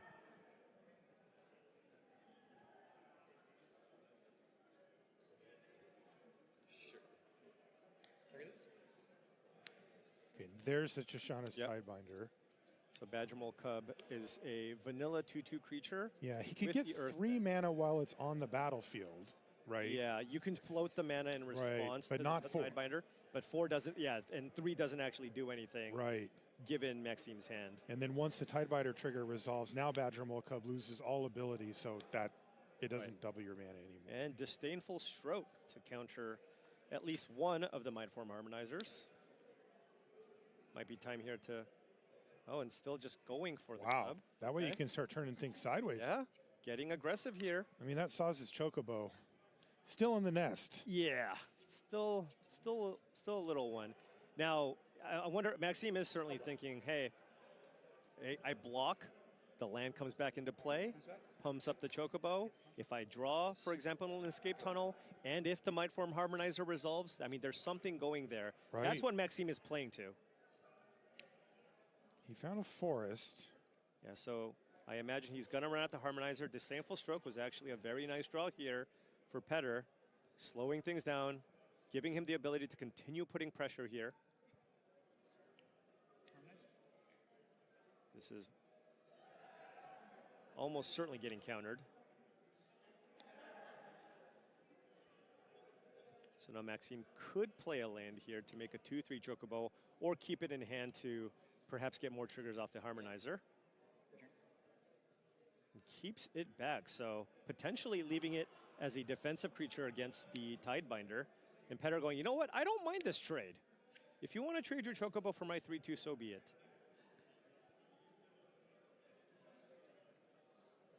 Oh, he's taking the trade. Yeah, Maxime is the defense is kind of trying to preserve the life total here. At 9, Peter has the active fountain port, and all Maxime can do is just run out a Harmonizer and a Llanowar Elf. Yep.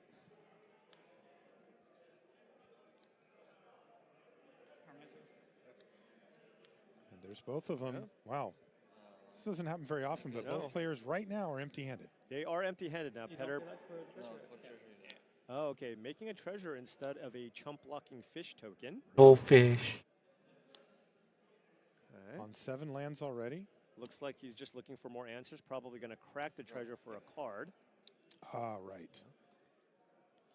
Oh, Is that Kaido? That was Kaido. Big draw here for Petter. Can attack with the Siren. Get the Kaito in play. Perhaps just lock down the Harmonizer. And then you can, if you want to play even a bit conservatively too, you can keep one of the Sirens back to have 2 blockers to kind of save the Kaito.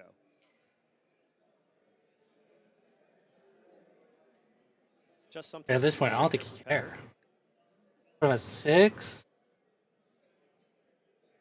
It's like, okay, do I want 1 or 2 blockers, right? Because if you ninjutsu in with the Kaito, you will still have the 1 mana available to play out the other Siren. Mm-hmm. All right, so choosing to kind of maximize damage here.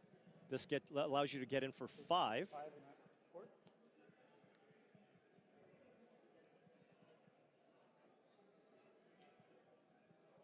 I imagine like locking down the Harmonizer looks pretty nice, but he's actually just looking to draw cards here. He must figure that he realistically can't die from this position. Right, yeah. Remember, no cards in hand for Maxime, so perfect info here for Petter. Yeah, Ice Till Explorer would be a great draw here for Maxime. Don't think Forrest gets it done here. Petter Sahuric applying maximum Earth Bending. Down to 4 is Maxime Ravich. Oh, he will be able to kill the Kaito. Oh, really? Right. Yeah, You're but remember, right. Petter has the other Kaito in hand. Oh, and he shows it to him, and that's going to do it. Petter Sahuric picks up the win over Maxime Ravich. Very impressive with Demir midrange. Petter back on the Pro Tour after a pretty long hiatus. 5-2 here on day 1. Yeah, with kind of a deck a lot of people wrote off as something that you probably shouldn't be playing just because Standard has continued to get stronger and stronger. And I feel like the Demir decks maybe didn't really get as many tools, but hey, the addition of Requiting Hex against the green matchups, and of course also access to some of the other cards like Spell Snare, just really cheap interaction against the green decks certainly helps. He's 4-0 with the deck so far. That's right. I like it. I like the look of that build, and it seems well positioned as well. We're going to take a short break here from Richmond, but when we come back, we've got more Standard action for you. Nick Chow versus Justin Sable. Don't go anywhere. This.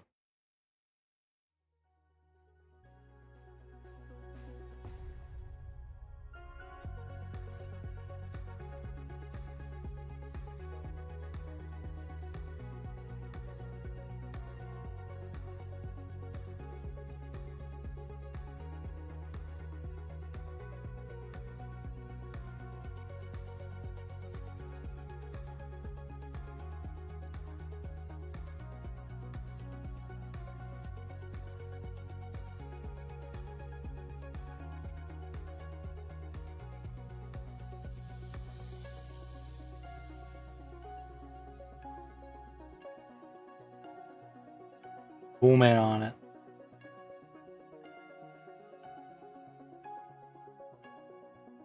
A little more than I intended, but oh well, is what.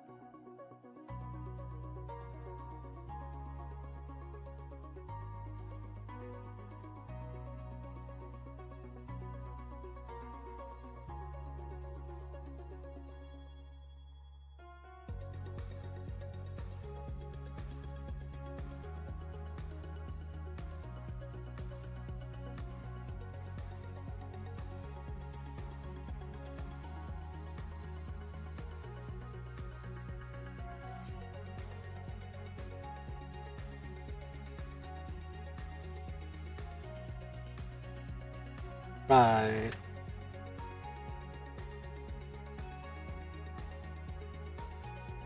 My name.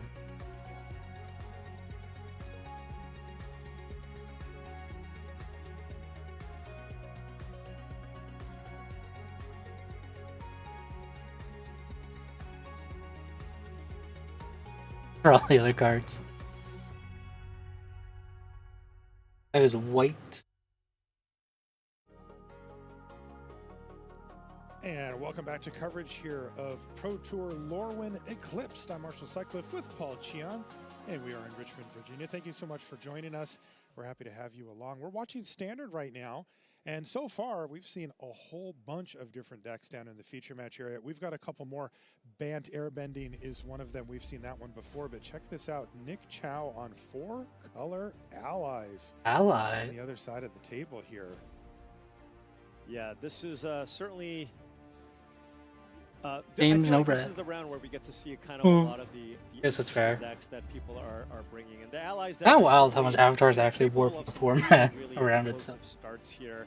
You know, The allies, we have several lands that airbending, kind of allow you to just, as long as you're Badger playing Mole allies, Cub. just kind of cast anything. So playing 4 colors is not really an issue. At which point, all of a sudden, you can just kind of play the most. The only thing you really didn't have was mana. Every point in your mana curve, and as you can see, both players sitting at 3 and 3. So this is a win and into day 2. That's right. 6 cards here for Justin. On 7 now.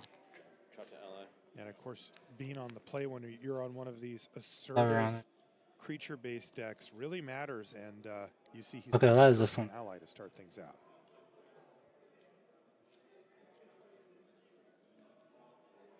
Yeah, this deck, I mean, Not going to be missing if, much, probably. if a lot of your key ally survives, you can do some kind of silly things here.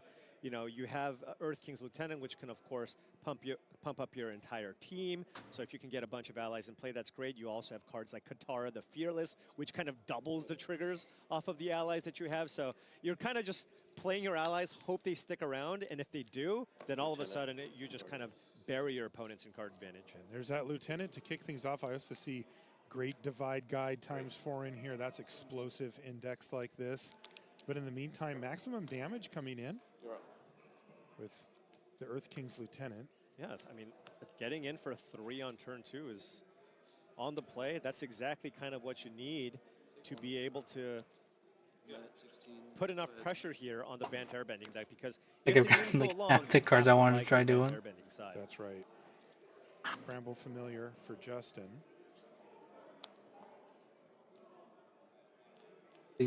All the mocks I have. I wanted to There is a Jasmine Dragon T-Shop here, one of the main reasons why Kind of you can get away with already a Friday. 4-color ally deck I here. took a nap yesterday. And tap for mana of any color to cast an ally, and a second Lieutenant. So this is a really aggressive start here from Nick Chow. Yeah, normally it's a non-starter, right? If I told you I've got this really cool deck, it's all allies, they synergize super well, but it's 4 different colors and it needs to curve out, you would say, sorry, dude. Like, Yeah. The fact that you can play up to 4 copies of that land along with 4 copies of Cavern of Souls really just allows you to basically play everything. This is, what is this, 7 damage coming in? Round 3. Justin's already at 9 here. Holy smokes. He's done 11 damage over 3 turns. Wow, and he's got a Spider Sense in hand too. Oh, and then untapped. Just Oh in case this has no. anything tricky. Yeah, maybe some kind of balance effect with Aang, something along those lines.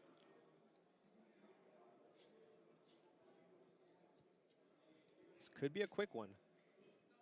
Gonna have it. Nick Chow really showing the explosiveness of this allies deck and putting maximum pressure on Justin. Starting town. Yeah. Is this going to be a painful? No. Might be. Okay. Nope. Can't try. I guess you can't trigger the kind of the trigger.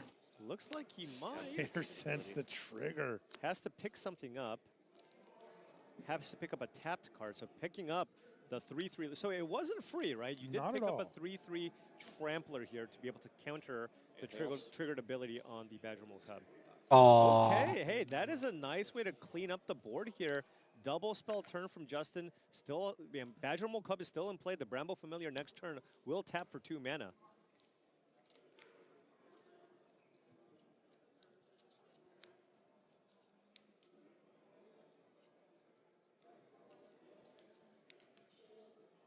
Seam Rip has been doing good work here today.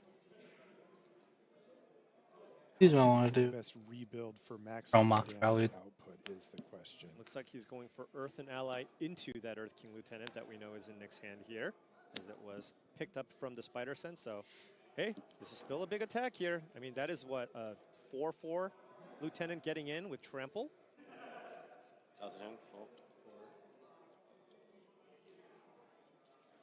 That would put Justin down to 5. Definitely not. Just The 5 goes Justin. pay attention to what's going on. Temple Garden tapped, and he says, "You're up."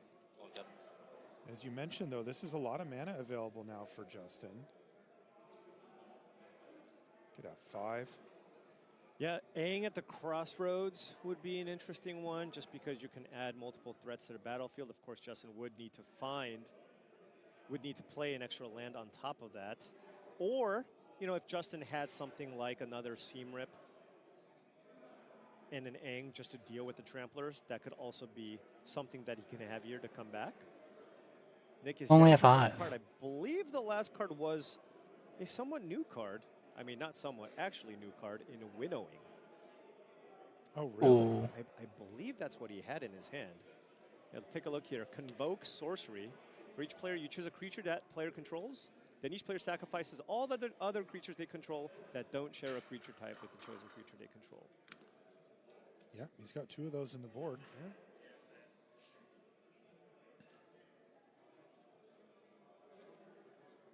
So basically, you get to kind of kill all their other creatures. So 2 mana. Ooh, okay. Badger Mole Cub. So this is only kind of costing you 1 mana, right? While also putting 3 creatures in play. Still has access to 4 mana here.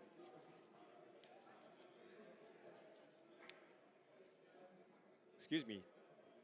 He netted mana on this. Or broke even, rather. Free Badger Mole Cub. Free Badger Mole Cub. Although I believe Justin did miss land drops here. So what can you do with the last 4 mana? Tapped Breeding Pool. Care about missing option. Badger roll. Yeah. Could still have something like an Appa or Aang Swift Savior in hand.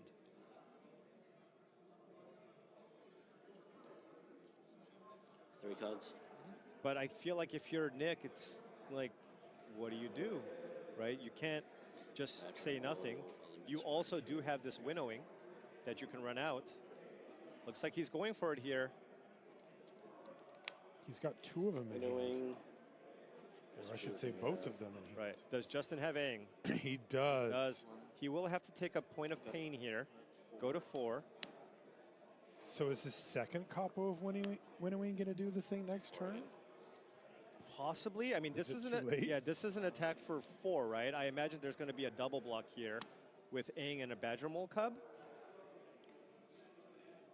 Unless Justin somehow has the ability to kind of combo off here. Oh, where he may want to keep. But then you'd have around. Right, like do you just block with 1 Badger Mole Cub? Right? If you block with 1 Badger Mole Cub, you go to 2. Perhaps that gives Justin the opportunity to have enough mana to go Doc Auralock Appa and then just make a million tokens. Right, and then you don't have to worry anymore. No, it looks like the combo is not pending, so he's going to go for the double block. Now Nick has a decision to make.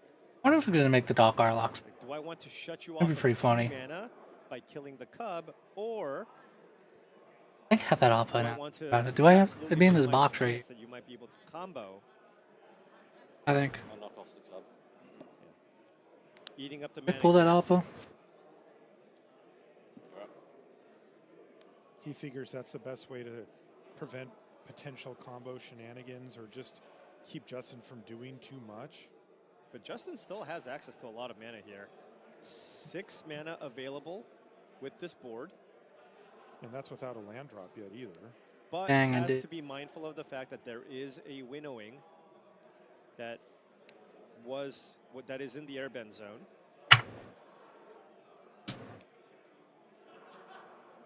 We check after our prices. I need to actually figure out what's value. So I mean, basically what that means is you cast a winnowing, you choose one creature that they control, that creature lives, and basically everything else will die. Okay. And that's for you too. Right. So white, green, green floating. Is this Aang at the crossroads? Play Appa. Okay. Airbends these two. Put airbends these two. Yeah, and then you I want to do. oh, and then if you play the Bramble Familiar, if you fetch quest and you hit Doc Hourlock, right? Then all of a sudden you kind of have the combo. Oh yeah, because so he's looking for Doc Hourlock and he hits Doc Hourlock. Look at how much faster Oh. you have to hit Yeah, it. there it is. There it is. So I mean, I was in a player camp. I didn't realize. It's just pictures. Yeah, I mean, this is the combo now. He has everything going. You can flicker the Badger Mole Cub infinitely, animate that land, and I believe that's going to be a lethal attack here. Oh, a lethal attack right now. I mean, With the even Badger then, Mole Cub. there's no way that Nick can get through a billion tokens, and Justin picks up the win. That's going to put him into day Oh my two God. with still a round to go here.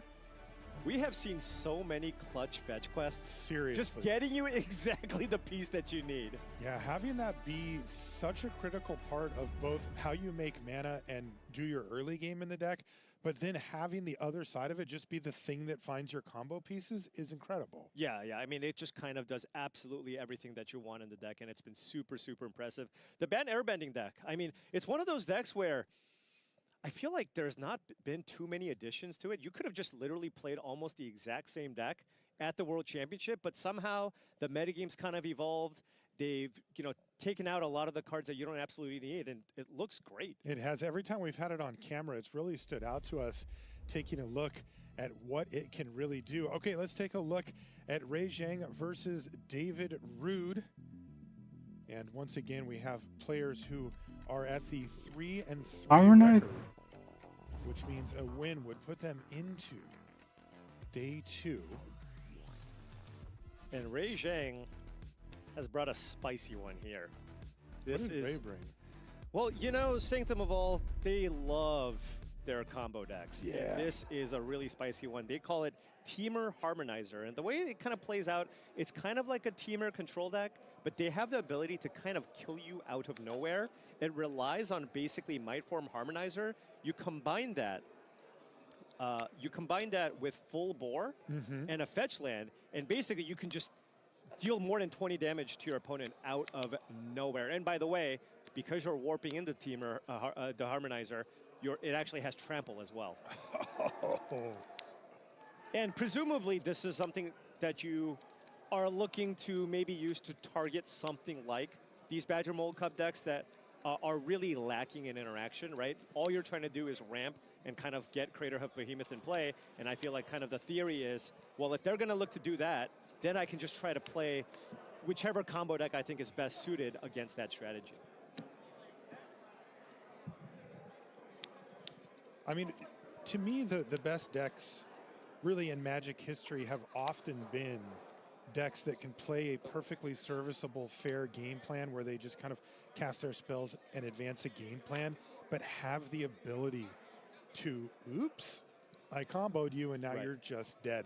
Because what it does is it often forces the opposing player to respect the possibility of that happening, which makes them play differently, them sideboard differently. Yeah, I think I'll make it often fun. buys you enough time to win with your primary game plan anyway. Well, David off to a nice start here. Turn 1 elf into Formidable Speaker. Trying to find something here. Looks like this is game 3, so we are in a fully sideboarded game here, so perhaps has an answer here that you can fetch for. The addition of this card just gives you so much more flexibility in terms of deck building. It just allows you to play all kinds of different 1-ofs in your deck or even in your sideboard. Israel, and I said. Card A card, There you go. not I bet you that's a a 1-of. creature card Yeah. or something. Enduring Curiosity here. We've seen this card do good work this very round. Can David make it work? So far, he's got 2 creatures versus 0. And it is a 1-of in the sideboard here. Really great card to search for in the control matchups. All of a sudden, all your kind of mana dorks actually become relevant. I wonder if Ray has something like a Seer or something. 3 copies of it in the main. This is not a removal spell you see that often. I think the deck that makes the most sense to play a card like this would be like the Is It Lessons deck, but it's just not enough better than, you know, something like Combustion Technique. You kind of need all the lessons. So it's nice that we actually get to see kind of a controlling deck that has access to this card. Ray does decide to fire it off. They had to really kind of think about it. I mean, a lot of times the damage is done. Yeah. But also just completely not using your mana for the turn. Not great. Curious if Ray just has the combo in hand. And that is a Pyroclasm getting the elf off the battlefield here, really just kind of attacking David's mana base here. I like the Clasm sticking around to block. Oh. That didn't last very Like David just kind of has to tap out to play something, and if Ray has full bore plus Harmonizer, I mean, that would just be the game, right? So what does it go 4 to 7 off So the full 4, bore, and then land? Yeah, 4. You go land, Harmonizer, Fable. Oh, but the Fable Passage is already in play. Mm-hmm. I mean, I haven't played with the deck yet, but I mean, David also is down to 16, right? Right. Taking some damage off the shocks. Yeah, easy mode. You see Badger Mole Cub here from David. Still trying to set up that Curiosity. So I guess you warp it in, fetch That's the land, 3. trigger on the stack, you full board, that's 7. So it would only be 14 damage, right? I believe.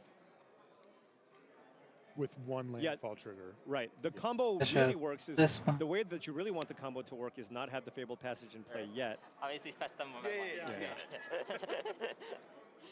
All these lines are on. Ray's gonna double fetch with the Fabled Passage. Yep.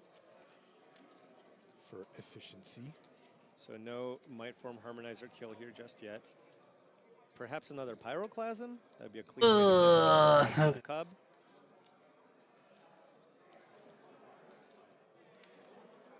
Oh, perhaps just an Ice Tail Explorer. Properly thinning out the deck here. It's a good shuffle. Feels like an Ice Tail Explorer. Yeah, it does. Yeah. No one. Mill 1 and go. But this is definitely where David has to start really considering the possibility of getting comboed out here. Yeah, absolutely. Now, whether he's got anything to do like about that. it is That's a good different enough. question. And if you don't, then play on. Yeah, again, this deck is really kind of lacking interaction.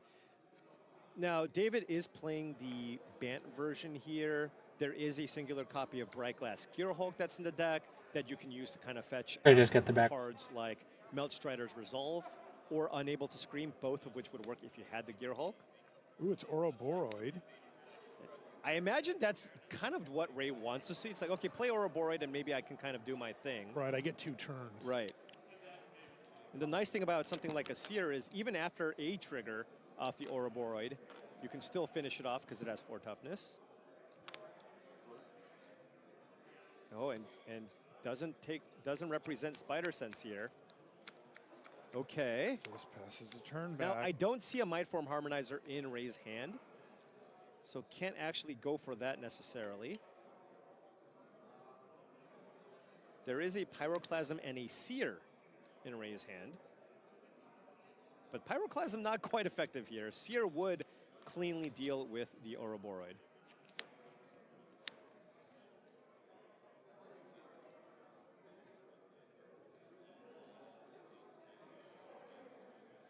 There we go. This is a pretty critical juncture in this match. We're in game number 3. Yeah, but Ray does have Consult the Star Charts in hand with the ability to play 2 lands out of the graveyard here, which means, I mean, with 7 lands in play, that's effectively a dig through time here, and which should be able to kind of find what they need.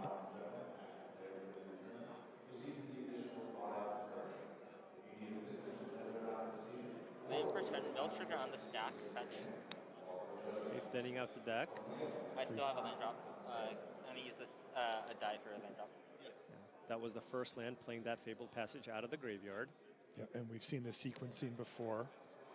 So then I'll resolve 2 mill triggers. Yeah. Also, you're kind of a 3-color deck with some number of basics, but perhaps not infinite. You want to just make sure you get the land that you actually can find instead of accidentally milling it.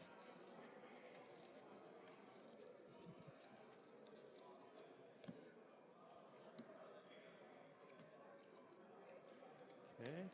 Consult the start charts and spell snare. Oh, look at this. Being aggressive here, maybe looking to try to go for the win here. If you can find Mindform Harmonizer, I think that's the game. So can Ray find it? Found that it. Looked like Mindform Harmonizer. Remember, another land drop still available here, and has the mana to kind of do it all here. Mindform Harmonizer, get a Fabled Passage, full bore, get Fabled Passage, and this should be lethal. Is it enough? I mean, it's got 7 power right now. 14, now it's at 14. It's going to be 28. Basic. 7. 28 minus 7, 21 damage. Wow. Coming through here. That's a little large. I mean, this is why you bring the deck. That's gonna do it. Oh, man. Picks it up, swinging for 28. That's a little. That's a big hit. Holy smokes! That deck has incredible firepower with a massive swing to finish things off. It makes you respect it. Yeah, absolutely. Look.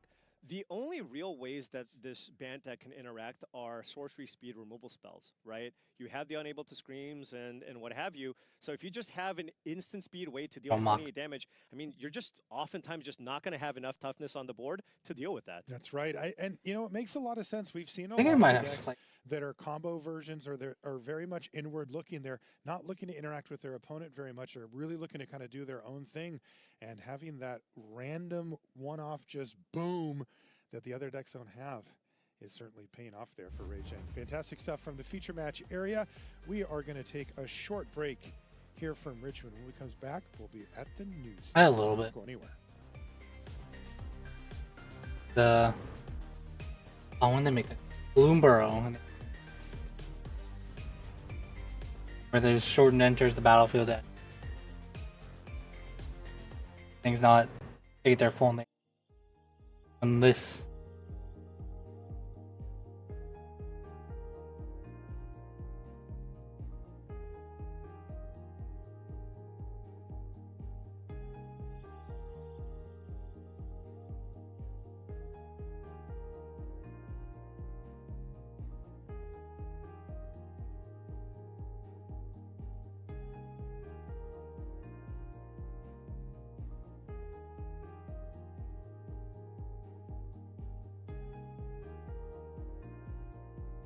I'm doing it. Dang it.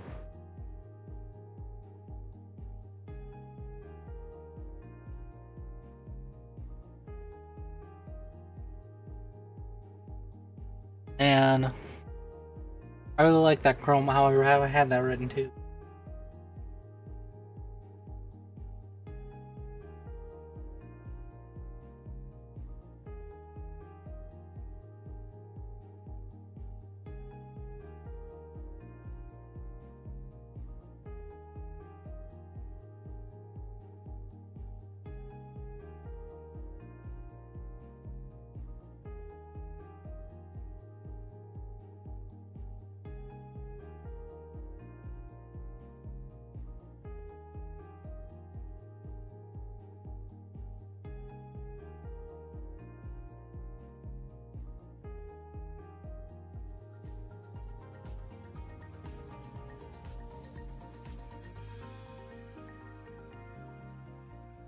I think it's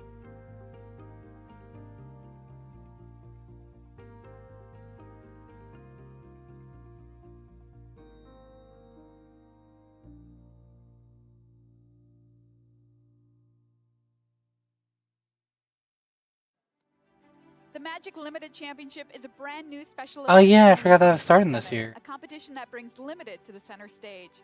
You can qualify in 2026 at Limited Championship Qualifiers, LTQs for short, held at regional championships, Spotlight Series events, at every MagicCon event in 2026, and in MTG Arena through the new 2026 Arena Limited Championship tournament structure. Invites are also given to the current world champion, the Yeah, this is gonna be 2026 interesting to drafters actually for the 2026 play season, and Hall of Fame members can use their one yearly Pro Tour invite at the 2027 Limited Championship. I didn't realize Hall of Famers More got. details to come, so keep an eye on magic.gg and the Play Magic social channels for the latest news. I think it'll be fun watching the limited. As night falls here in Richmond, Virginia at Pro Tour Lorwyn Eclipse. We have 1 round left to go on day 1 of competition. Hey everybody, welcome back to the news desk here as we wrap up our final round. Maria Bartholdi, Monty Djibouti, and Cedric Phillips with you. We've still got that round to play, so let's check out our leaderboard and find out where we're at here after 7 rounds of play. Couple players still undefeated here in the building, of course, exactly where you want to be on day 1 of competition. Take a peek here, check it out. We have Marco Balaka at 7-0, as well as Takumi Matsuura at 7-0 as well. That is a Jeskai control. Oh, I hope deck Takumi and gets a there. Boros Dragons deck, which leads I'd love the to see field it. here in Richmond. Taking a look down the standings a little further, Luis Salvado here doing very well, Pro Tour champion, currently sitting at 6-1, running that Demir Excruciator list, which is a very, very cool choice for this weekend. I gotta give a shout out to Eduardo Sajgalex, currently sitting at 6-1, my commentary friend from back in the day, 7 Grand Prix top 8s, and 1 win for him, Cedric. Whew, good starts on that page. Good starts here as well. Tony Portalon, 6-1. Dom Harvey, the Amulet Titan Master, 6-1. Alan Wu, a former Pro Tour champion, checking in at 5-1-1. One of my favorite players on the Pro Tour, the Big Dane, Christopher Larson, at 5-2. I And you're forgot gonna see this another 5-2s stupid here as accent. well, like reigning world champion Kenyuka Hero. Excuse me, player of the year, Kenyuka Hero. Gabriel Nassif, the Yellow Hat, at 5-2, and then Jack Potter, 5-2 as well. All these players that you see that Maria went over and I just went over, they're coming back and playing tomorrow. Absolutely. Well, we've been sharing some very cool decks for you to try out this weekend in Standard, and if you're still waiting for the deck that's right for you, here's our final look at Deck Bites. I have a deck. There's no standard events around me. What deck are you playing? What does it do? I'm playing Is It Blink, and it puts things onto the table really fast and takes advantage of Quantum Riddler to restore your hand. Oh, taking yeah. advantage of attrition games and pulling ahead by card advantage. Tell me 3 key cards in your deck. Springleaf Drum, which is the new addition to an old archetype of this deck, and Really good. Quantum Riddler, of course, and probably Splash Portal, so you can cheat out the Riddler and then blink it to draw extra cards and have a really cheap 4/6 flyer. What's a good matchup and why? Great matchup is Cub and Airbending. They play really cheap creatures. We play really cheap removal spells, and we're getting bonuses from Quantum Riddler by attritioning really cheap cards. So they go low and then can't do stuff because they don't have multiple resources to add mana, and we go low and then draw extra cards as a reward for it. What's a bad matchup? Oh, Reanimator. So they don't play the cheap creatures. They play I big creatures. didn't really and see go low Reanimator. fast. So Blue-Red doesn't really answer big creatures very well. Elan, good luck this weekend. Thank you so much. How many I'm here with times Pro Reanimator's Tour actually Gills taken Rabbit up the champion Andrew Ellenbogen. Andrew, what are you playing and what does it do? I am playing Is It Spellmentals. The basic plan of the deck is to play some cantrips, play a creature that's mana cost is reduced by the number of spells in your graveyard, and then use that creature's high CMC to play a Sunderflock way too early in the game. Tell me 3 key cards in your deck. I think I know one. Sunderflock, Were Night Stories, Eddie McCrab. What's a good matchup and why? The best match for the Into deck the is all of the Cub decks of various sorts. Fundamentally, they are not prepared for you to No. interact with them on the first turn or two, then play a Sunderflock ahead of schedule and close the game before they can recover. What's a bad matchup and why? The worst matchup for this deck is Jeskai Control. If the card Rest in Peace resolves, you basically concede the game. Andrew, good luck this weekend. Thank you. I think it's the first time someone didn't say Sultan. 1 round left to play here on That wasn't day just 1 of specific competition here at Pro Tour general- Lorwyn Eclipse. Let's set up our feature match General for the things. final round of competition on day number 1. Who will be watching? Well, of course, it's our 2 undefeated players by the time we're done here. There will be only one, Takumi Matsuura of Japan on Boros Dragons versus Italy's Marco Balaka on Jeskai Control. Oh, I hope Zooming in that- on our players a that, little bit here, Takumi Matsuura had a top 8 at Pro I'm Tour talking- Phyrexia in 2023 and a top 8 at Be Pro fun Tour seeing Boros Phyrexia Dragons on in top. 2024. He came in 3rd in both of those tournaments, so he wants to do better here this weekend. Excellent finishes, of course, but you just never want to quite be 3rd. Let's check out Takumi's round by round here on day 1 of competition, I Cedric. don't know, if you told me I could get 3rd every Pro Tour. Would you take it? I think so. I think so. Taking a look at the start at 3-0 start through Limited, which is always a wonderful thing, and then picking up 4 more constructed wins along the way, starting against Is It Control, Bant Airbending, and then Is It Lessons twice. So Matsuura has played against a lot of blue and red based strategies, not a lot of Badger Mole Cubs on day number 1 here for Takumi, and not going to be playing against it here in the final round either. Pretty notable. A lot of people expecting the Cub to get the dubs this weekend. Ooh, I like that, Cedric. Up against Marco Balaka here. Started playing in 2018. Played all 3 Pro Tours last season. Best finish was 11-5 at Pro Tour Ether Drift. Wants to win 10 match wins to qualify for the next Pro Tour. Well on his way here this weekend. Let's take a look at his day 1, Cedric. Day number 1, again, you're going to see 7 wins in a row, of course, because both these players are undefeated. So it's a 3-0 through draft, and then 4-0 through constructed. Jeskai Elementals, Bant Rhythm, 5-color rhythm, and Is It Lessons. So that's 4 different strategies that Marco did go up against. A 5th one here in Boros Dragons. So getting a wide range here is Marco, and off to a really good start, taking care of everything, though Boros Dragons, not sure how well prepared for this matchup, as I don't think many people are prepared for it this weekend. This is a cool deck, Monty. Talk to me about Boros Dragons and this matchup. Yeah, both decks are really cool. Both decks definitely fall into the camp of anti-Cub decks. And I think one thing that when we look at Takumi's list, he is an absolute master with aggressive red-based strategies. That's what he's used for a lot of his success in his career. And this Boros Dragons deck is sweet because it is very anti-Cub. You're playing 4 main deck copies of Clarion Conqueror, which is directly a nod to the Cub matchup. Now, the rest of the deck is really all about cheap aggression. One of the all-stars in this deck is absolutely Momo Friendly Flyer, just making all of these dragons, at least the first one you cast each turn, cheaper, means that you get to put on a lot of pressure just having that turn 1 Momo into turn 2 Clarion Conqueror or Nova Hellkite Curve. This deck does a lot of really cool things, and I think one of the things that a lot of people consider a weakness is how do you do against the non-Cub decks? Well, so far Takumi hasn't faced a Cub deck today, as he's Oh still my God. undefeated. So really strong showing from him. On the other side, we take a look at Jeskai Control. I think a lot of people, when we were talking to them at the player party, when they were saying what their worst matchup was, it actually was Jeskai Control. I think this is a deck that a lot of the Cub decks are very scared of, and the non-Cub decks, the anti-Cub decks, lose to. This is a very traditional control deck. You see a lot of removal, some counter spells. One of the big things this deck is able to do is play cards like Day of Judgment and Ultima. You're getting a lot of value out of your land slot, and of course, one of my favorite cards, Jeskai Revelation. That is just so being many able to play this card in your control deck, just being that ultimate late game power card. Love to see it. This is very cool. I'm excited for this matchup.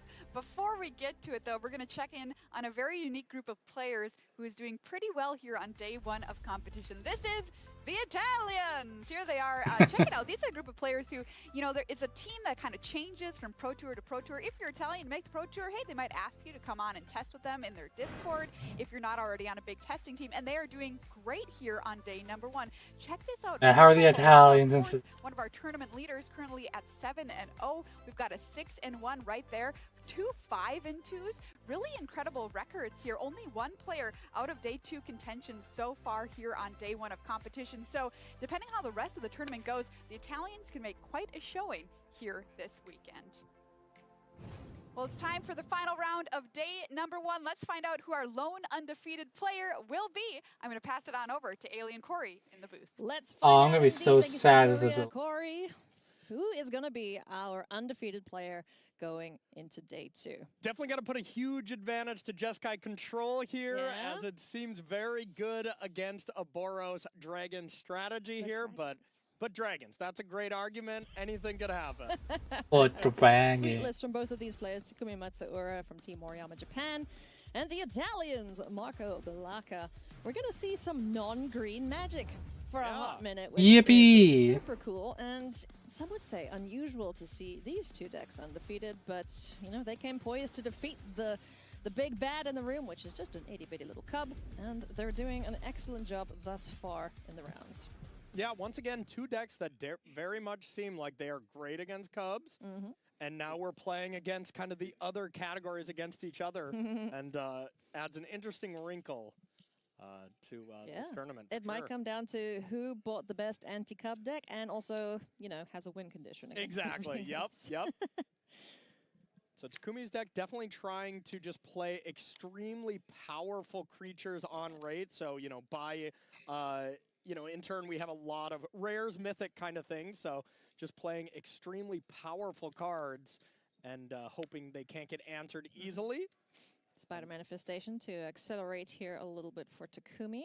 Let's see what he follows this up with. Does have a land in hand. He's got a couple, actually, and also has the Cavern of Souls to protect his dragons when the time arises. But for now, where are we going? Bergen. Trying to resolve Legend of Roku? Yeah, Legend of Roku. Yep, Legend of Roku, get to untap that. That is a huge No More Lies for sure. And Cavern of Souls is definitely going to be the most important land here. Yeah. Getting these dragons to resolve and forcing Marco to have removal for them instead of just No More Lies, that's going to be a big deal. Well, we do know he's packing plenty of removal in his 60 cards. He's got Day of Judgment and Ultima ×2, along with 4 Get Lost, Lightning Helix, Jeskai Revelations. Like, yeah, if you need something removed, Marco's your man. Exactly. Marco playing 4 Jeskai Revelation as well. That is very telling, saying, I don't really need any other win cons, as that card will do everything for you. I think the Jeskai decks really like that card. Yeah, I mean, it's incredible. The fact that you don't have to play like Shiko, a dragon that you got to tap out with. The fact that you can have a win con that you can cast at instant speed is a big deal. It's sweet, you know, it does all the things you need it to do in a control deck, even creates the pressure on board that you need in the form of the Prowess Monks, and then, you know, just the one creature in the deck being the Onagi of Kyoshi Island. Yes. To close out the game. Very powerful card. A little anticipate here for consult the star charts, just trying to find lands. That's really all these control decks ever want to do. Just make your land drops, do a lot of draw going type of thing. 2 stock ups, a No More Lies, also a Day of Judgment in hand. So, you know, Marco might be totally fine to let something resolve here if it is counterable and just clean up the board next turn with a Day of Judgment. Yeah, it's not going to work out that great here. If Marco would have kind of been able to see into the future here, I think Marco would have jammed this stock up, as Takumi has kind of the most difficult thing possible for Marco to deal with, and that is use the land to search up a powerful dragon, play Cavern on dragon, and resolve this card. It's going to be very, very powerful. Want to see that happen. Let's go and find the Magmatic Hellkite that's able to blow up a land and bring a land in tapped a basic. So it's a good basics check for the opponents playing these multicolored decks. And yeah, that is a very real thing. You got to look how many decks are actually playing a lot of basics, and Marco is just playing 1 plane. So if you ever can cast multiple of this extremely powerful dragon, and it just becomes a 4-mana Stone Rain style dragon, that's huge. Nice. So Sarkhan, Dragon Ascendant hits the board. And now we get to see, as you mentioned, Cavern of Souls on dragon. So we're going to blow up some land. Yeah, and just great sequencing. Construction, yeah. Just being able, holding that cavern until now. Otherwise, maybe you want to No More Lies, you know, the 2-drop here. But with the way that this was kind of disguised, Kumi kind of gets everything. He sequenced it really nicely, leaving Marco with nothing to do, really, except blowing up everything on his turn. So, and importantly, those are all verges. So, like, the fact that you just got Elegant Parlor out of there, the plains still turns on most of the verges, but, you know, the middle verge, the blue-red verge, is only red mana. Yeah, River Bar verge. Yeah. Very important to note as well. It had a stun counter on it, so it doesn't tap. Yep, there we go. So, there is land 4 in hand. Do we have double whites? Yeah, looks like it. So daytime, clean up these creatures. But now Marco kind of missed that big turn with having to just do nothing last turn. That is where you really wanted to be mana efficient and cast stock up if you know you weren't going to be able to counter something on your opponent's turn. Let's see if that comes back to bite Marco as we now resolve a Legend of Roku, exiling the top 3 cards, able to play them until the next turn. Clarion Conqueror revealed off the top, as well as another Magmatic Hellkite. Hey, should we Stone Rain some things? I think we should. That looks excellent here. Being able to destroy one of those lands and not being able to search up anything is a big deal. And Legend of Roku is just a phenomenal card as well. Most of the time we see it just in the sideboard of a lot of decks, and they come in when you play against a deck like Izzet, where they kill a lot of your creatures, but I love main decking this card. Boros has notoriously struggled with having card advantage. Yeah, It's I was always gonna powerful say. stuff, but you never just get to draw enough cards since we lost. Like Showdown of the Skulls, Yeah, it's yeah, a yeah. similar card. I was gonna say this is a Boros deck. How does he still have things to do? Right? Aren't they supposed to run out of gas at this point? Yeah, no kidding. Stock up here for Marco Balaka. Finds a Get Lost. Look like a couple lands, maybe Multiversal Passage if he's playing. Yeah, I think a Helix as well for the options. So plenty of gas. Now it just comes down to, do you want to maybe destroy Legend of Roku? Even though there's still solid value that's going to be gained next turn, but you don't get the mana value. And of course, eventually, you have to kill that card, as the backside of Legend of Roku is just a must-kill threat. Oh, yeah. Avatar Roku. Running 4, pay 8, create a 4/4 dragon with Earth. Saga. Able to make some dragons and also Firebending 4 because, you know, why not? Yeah, help make some more dragons. Yeah. Halfway to a dragon. So Marco has plenty of questions to answer here. Unless Lightning Helix on Momo, just getting rid of that discount, gaining some life, padding that life total, which also might be very important. Yeah, very relevant. This Boros deck hits really hard, so most of the time it's, you know, it's not this chip shot damage of 3 here, 2 here. You get hit really hard from this Boros deck.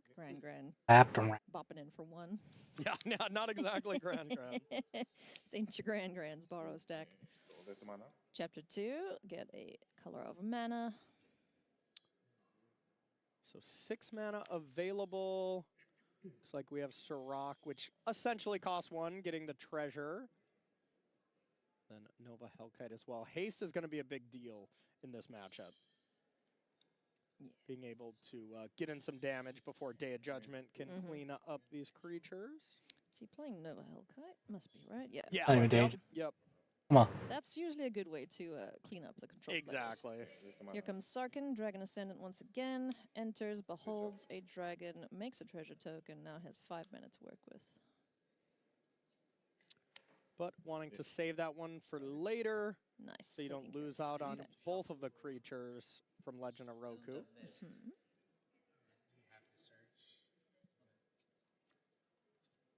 Search and fail to find. Yeah, 4 search there. Free shuffle. Yeah, it doesn't matter. Pretty minor when the deck is already randomized, but hey, that's what the card says. Yeah, it sure does. Another land drawn off the top there. No more lies in hand. Spell Snare, stock up Ultima available to Marco. Yeah, and I think this feels like a situation where if I'm in Marco's seat, I very much want to be like, all right, I want to use my life total as a resource here. Take a huge hit for 7 from the 2 creatures in play, and then when the Legend of Roku flips into Avatar Roku, then Ultima and clean up everything. Because if you just Ultima here, how are you dealing with Avatar Roku with Spell Snare, No More Lies, stock up?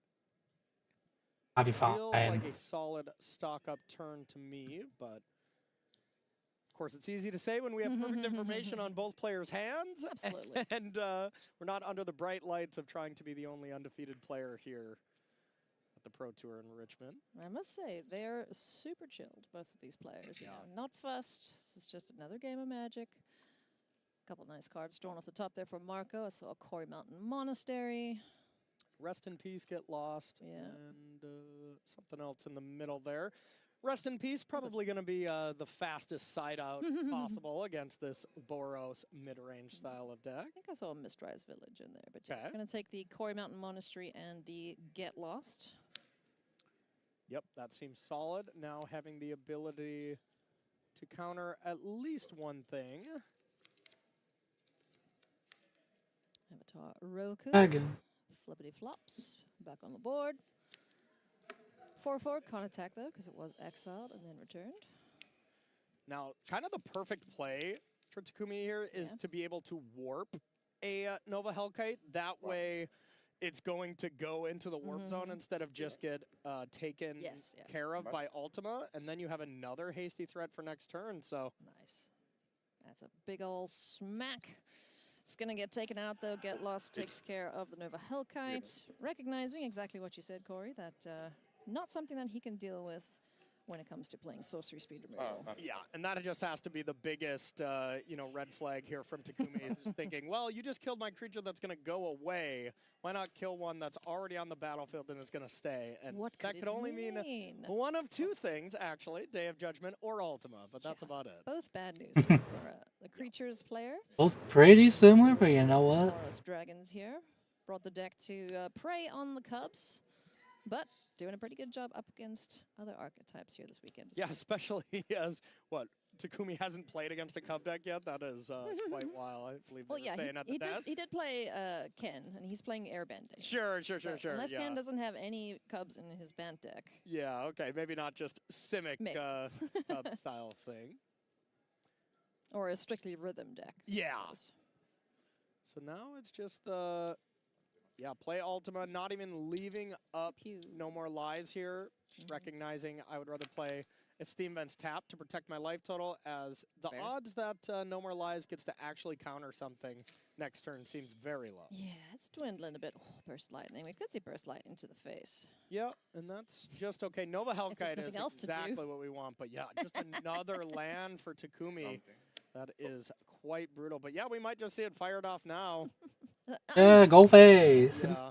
Whenever a control player is tapped out, you're just like, ooh, I want to hit you now. Tickle their dome a little. And Marco, that's exactly what he wanted to see. Just your aggressive opponent just passing the turn without, progressing onto the battlefield. So this is exactly where you want to be at from a Jeskai control perspective. I know this Clarion Conqueror is not going to hang around for a long time, but that treasure should be used to cast it, because you can't do anything with it while he's on the board. Yeah, that's fair, that's fair.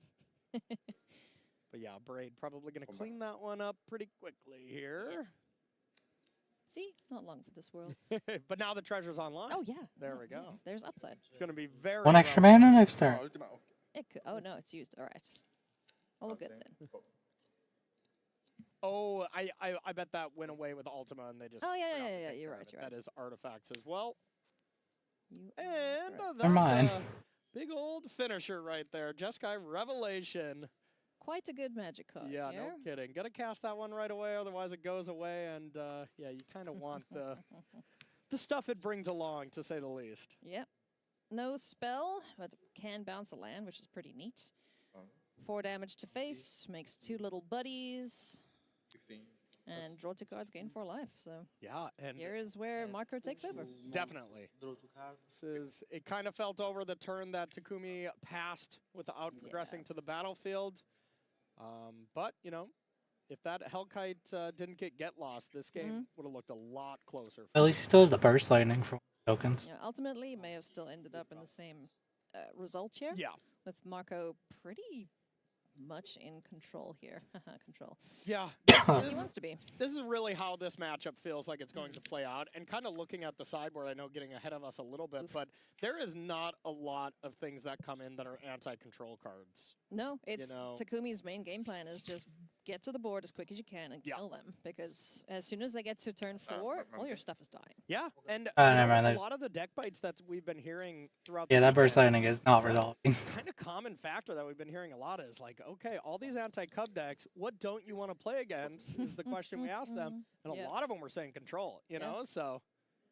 Not all that many control players here this weekend, but they're going to be pretty happy with Could be a great choice for sure. how the metagame shaped out. Plenty lands in hand, not what Takumi wants to see, so now it's just a matter of time and probably like a 3-turn clock if Marco gets some extra nonsense going here. Oh, like that. Oh. Yeah, if this was a testing match, I think we would have scooped it up right now. But hey, you're undefeated playing at the final round of the Pro Tour. Definitely want to go into day 2 with the best record possible. These players are poised to do just that. Takumi Matsuura with 11 and 5 at PT Aetherdrift. Oh, no, excuse me, that was Marco, 11 and 5 at PT Aetherdrift. So looking to better his record here and on track to do so. Yeah, absolutely. And I did love Takumi's response. Any how to qualify for the Pro Tour advice? And he said, enjoy. Enjoy. Enjoy. Honestly, that is a So very true. underrated thing. Like, the amount of times when I've had solid results, I have very much had a blast. I've loved the deck I played. Was it Breach by any chance? that was one of the examples for sure. Yeah, yeah. Very much enjoyed that one. You know, I wish I would play one Breach. Seems like it'd be a fun But card. that is an underrated Standard aspect one. of professional Magic. You get so lost in this is a competitive, high-stress environment that we forget that, hey, we are still playing the game that all of us love. Yeah, and it is a game. Yep. You know, so please do enjoy.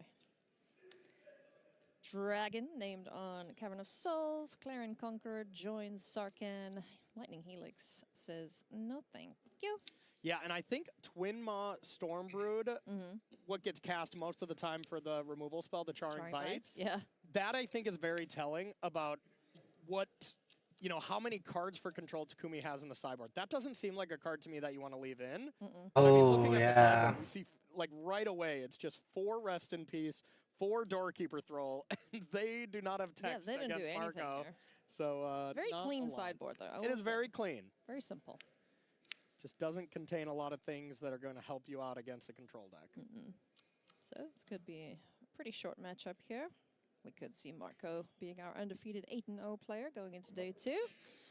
But let's see if Takumi has anything here in the tank to fight against it. Clarion Conqueror eats dirt, and Marco's up to 26.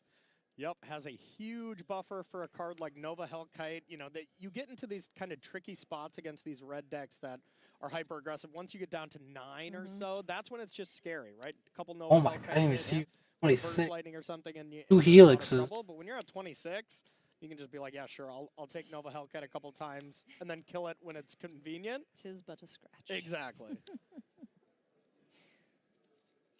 Spider Manifestation and Sarkhan gonna do their bestest here, but 2 little 2-powered creatures up against untapped mana from the Jessica control player is a big problem indeed.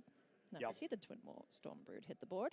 And I like Takumi here just being like, yep, I have to jam. If you have the perfect consult the star charts into Day of Judgment, whatever. Yeah, what can I do about it? You know, nothing. Gotta play to win instead of playing not to lose. And there is consult into Day, and you would just think Nova Hellkite is not going to be enough to push through. Oh my goodness, another I think I need to get some more. Maybe just team it. I also need Oh yeah, that's yep. Thundering Falls. Is it? No, that's a But the last forgot. hand. Oh yeah, the verge yeah, he's there. good. Yep. All groovy. There's Ultima.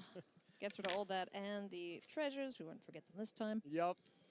And saw the Day of Judgment. Maybe go on my as LGS well, Pro. Maybe so, I'll. I was like, no, I actually don't need this removal spell that looks phenomenal against Boros Dragons. And you see the heavy sigh there from Takumi. Yeah, Like, I'm with you, bud. what am I supposed to do here? Well, it's tap. How did I get him? I guess warp it in, see what happens. Yep. Marco very calmly is like, Yeah, 17, sure, fine. no big deal. It's the last life, point of life that matters. Day of Judgment, get lost. Stuck up, get lost. A braid. And no matter what, we're going to see both of these players bright and early in the morning, as they will both for sure be at table 1. Hell yeah. Or pod 1, I should say, for the draft in the morning. Yeah. Yeah, I would watch We that already know both tomorrow. of these players 3-0'd their pod to start. Absolutely, yeah. I'm curious what they drafted. Yeah. Hopefully one of our lovely interviewers can ask them that question. Find out more about their day 1 as we move to day 2. Get Lost takes care of the Nova Hellkite. The turn passes back to Kumi. Still sitting at a healthy 20, but yeah. Hey, I mean, the best possible draw off the top was Nova Hellkite. If you can just keep getting those over and over, that's the best chance here, as you can get that 4 damage in, and then it's not vulnerable to sorcery speed removal. I think even if it's 2 Nova Hellkites on top, it's still going to be a tough game, but I do think that is the best chance here. Takumi will play to his Can always try. His expression doesn't. It kind of says it all here. Relay that's for confidence. Sure. Oh, he looks so sad. Surprise Village for Marco. Cool as a cucumber, passing the turn back. Look at that hand. Good grief. Hey, Momo. What's up, buddy? Oh, gee. Got to do some friendly helping here. Some friendly lifting. Oh, my. Or counter spells and I love removal this deck. spells. It's Ooh. so sweet. I don't think it has Removal and a chance against counter. Jeskai control, or maybe even And the Azorius. win con in the hand. Yeah, control I just think would be pretty brutal, but anything aggressive, any Cub deck, something like that, it just seems like it is. I guess not so much side. I want to Counter see his spell, deck but against that. Sidebender. because We'll likely see both of these players tomorrow quite a bit as they work their way towards the top 8. Momo Friendly Flyer hits the board, and we are now going to explore, courtesy of the map tokens left here by Get Lost. Yep, just trying to be like, all I need to do is I need to hit a non-land on top to have any chance here. What? Well, hey, you got rid of those lands at least. Sure.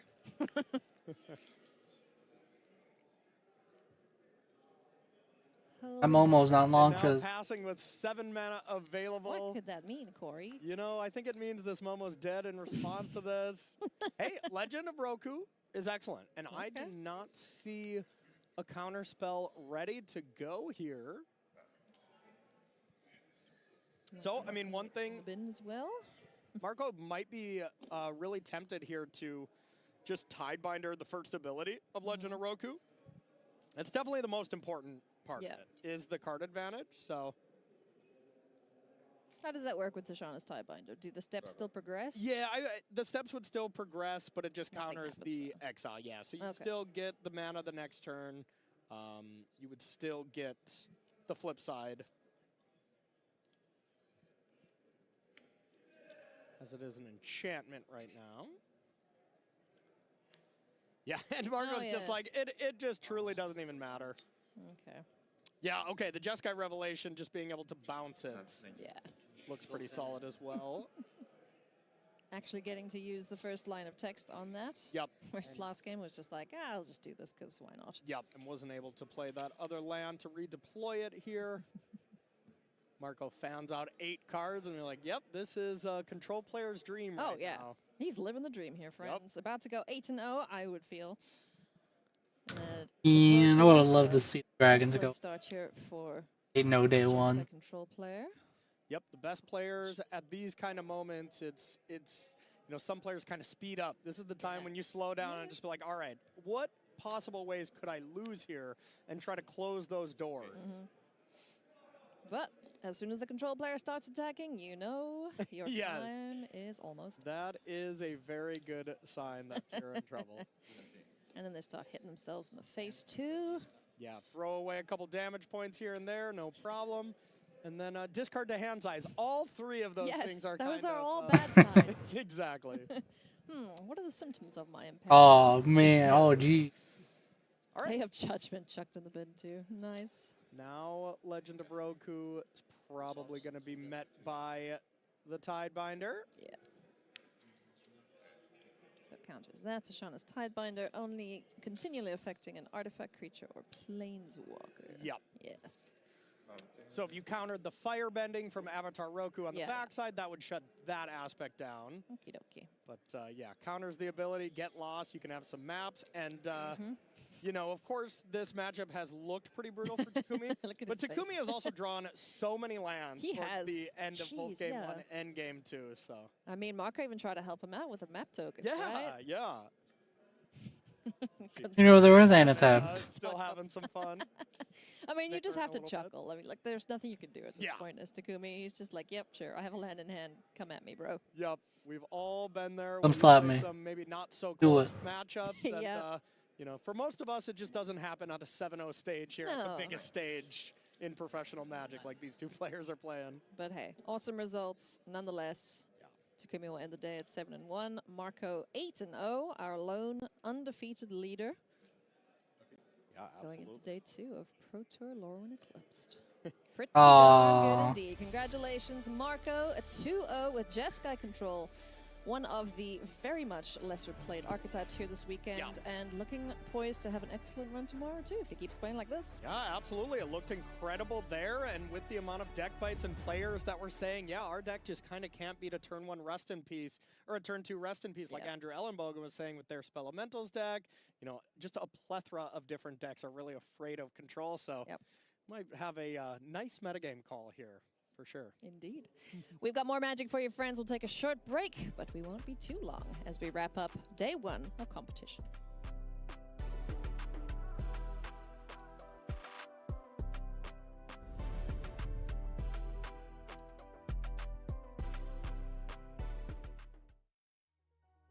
That's all the games that are going to be played.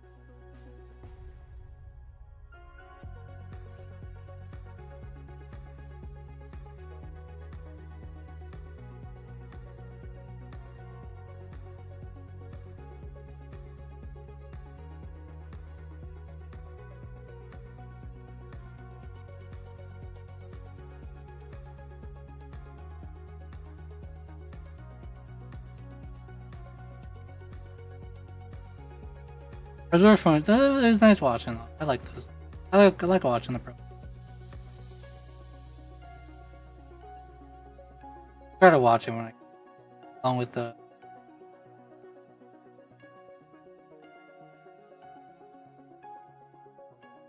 Personally, like Gaindered a little. Oh, I'll watch them all.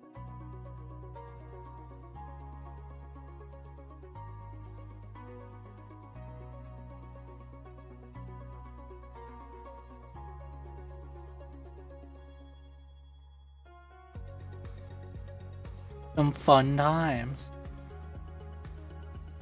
Seeing the shenanigans that can go on either. It's gonna be interesting to see what happens. Limited side of things.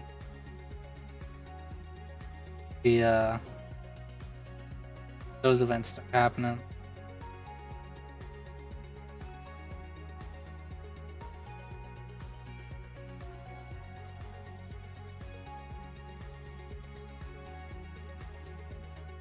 Oh, is that starting with the Lorwyn spotlight? I wonder. I don't even know when planes for that.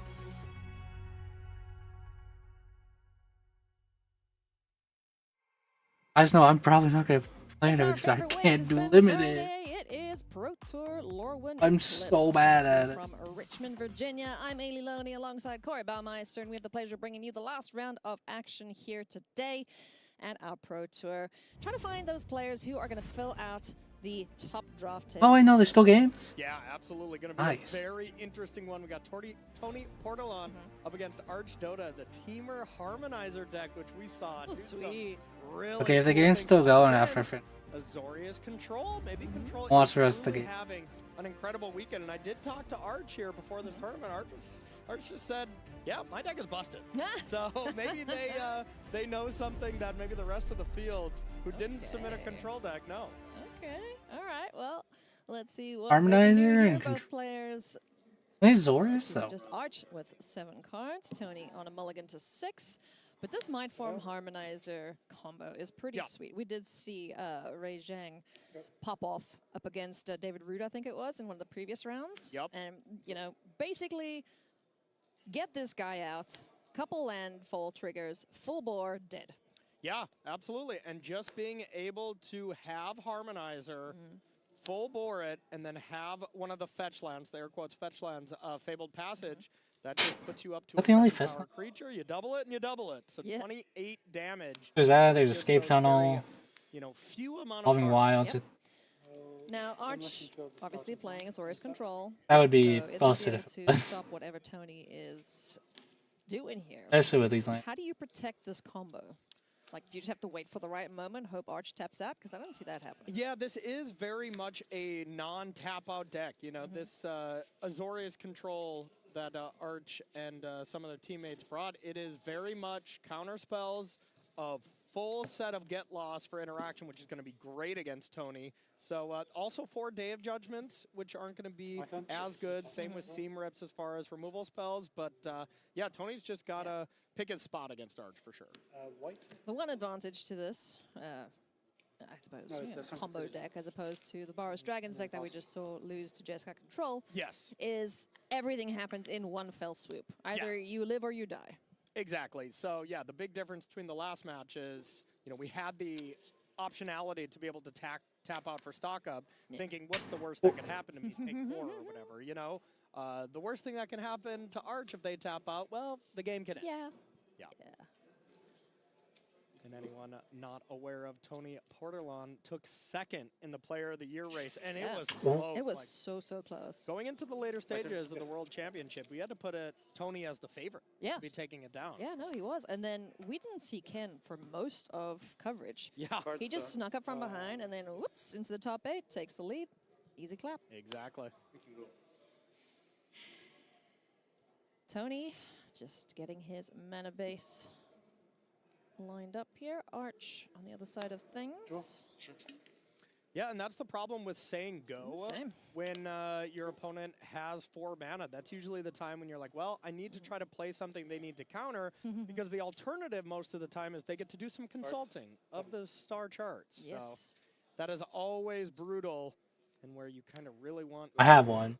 Honestly, I know it's playing good. against a control deck, I hate seeing consult the star charts more than I hate seeing everybody spell. Oh, yeah. Because, you know, they're just going to find whatever they could possibly need. Exactly. Yep. It's always a frustrating scenario. I don't think it's that much thinking.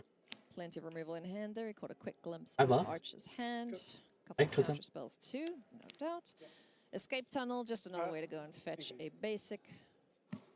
You see some of the mono green landfall decks playing that too. Yeah. Yeah, here it's just pretty much for fixing.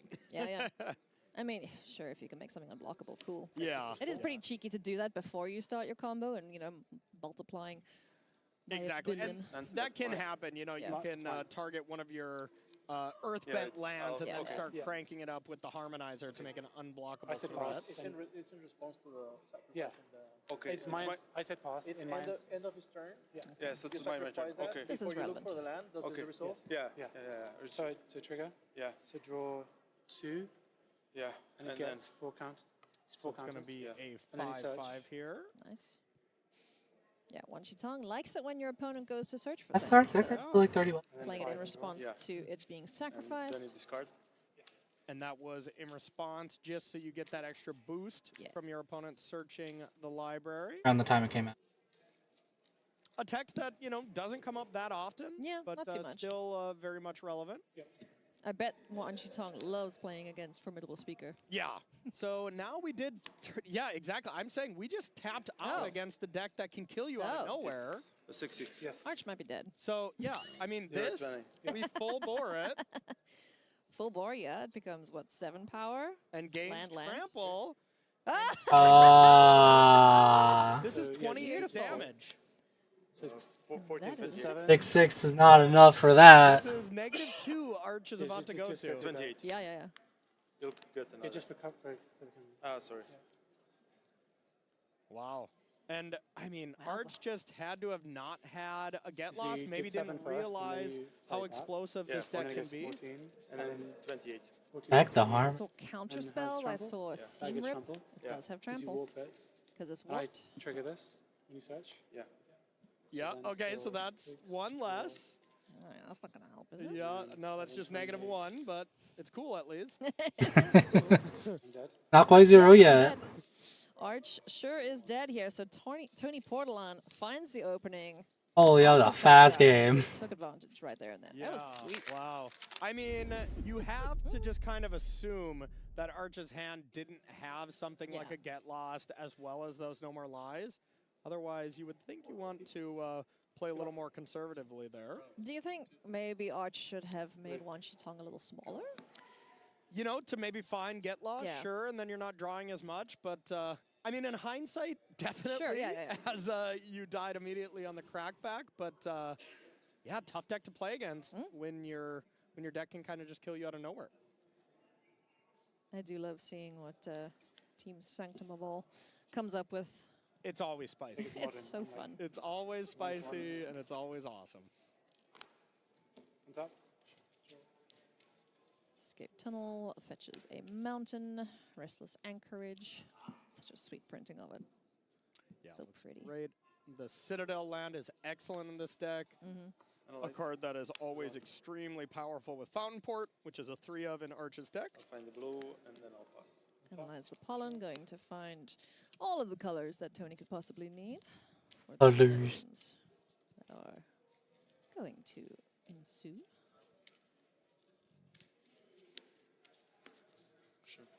Stock it up.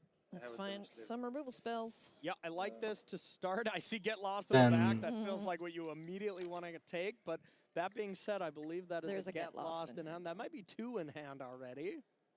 Yeah, it does look like it. Yeah, they might be very Let's speak of that. Let's stock up prioritizing, reaping. like, all right, I saw So what nice. happened now. I need to make sure I can avoid Nice. that at all costs. And Get Lost does seem like the best card for that. I am honestly pretty. Get lost, no more lies. Yeah. You can never have too many. Exactly. Especially with mythical back. You know, let Tony just. Sorry. You're good. Yep, just a classic. Nope, I wasn't shuffling. I just put those on the bottom. I don't want those cards. I don't want them shuffled back in. Fair Arch. I like the beautiful. You're a lines bad that they card. both have. Yeah. Very pretty indeed. It's always nice to see the players bring their own personalities to their decks. Yeah, there you go. Or it's just so cold outside, they're like, all right, we need to be remembered of What? some warmer weather. Represent. Yes. So now let's see. And as much as this looks like an aggressive deck from Tony, as you know, you do win with a card like Full Bore, you're still playing 4 stock up, 4 consult the star charts. So it is really card advantage, card advantage. That card is stock up advantage. and star charts. You know, try to combo off Harmonizer plus Full Bore. It is and fair. They're good in this cards. particular matchup, back it up with counter spells. Yeah. Spell Pierce, Spell Snare, Spider Sense, stuff like that. So this is very much a I think I need to discard. Okay. a control or a combo deck here. Tony with a full hand. It's going to chuck a magic spell. 18. Yeah, Thunder Magic Thunder. there. You go. A 1 of. Probably not the absolute best against his No. control. Spider Sense has been pretty good. Yeah. The times we've seen it. Just being able to counter abilities. Passing Say now for Tony. Ascension. Nice. Earthbender Ascension. With 1 blue available, so definitely at least representing a Spell Snare. That kind of looks as face up as possible. We're going to find out. Okay. No more lies is no thank you. Unstuck. Demolition Field. It's exiled, right? That's exiled, right? Yes. Search. Thank you, Arch. And this was, yeah, okay, I was going to say shortcutting, but the Sunken Citadel and the field alone can do this ability. And now as far as a basic check goes, we kind of did that in the last match with the Hellkite that was going to destroy lands. This one, Tony plays a lot of basics. Yeah, Tony's fine. And then Arch is 5. Yeah, so both players not too affected by those style of lands. Also on the way to get a landfall trigger. Fountain Port hits the board for Arch. They're happy to pass the turn back to Tony.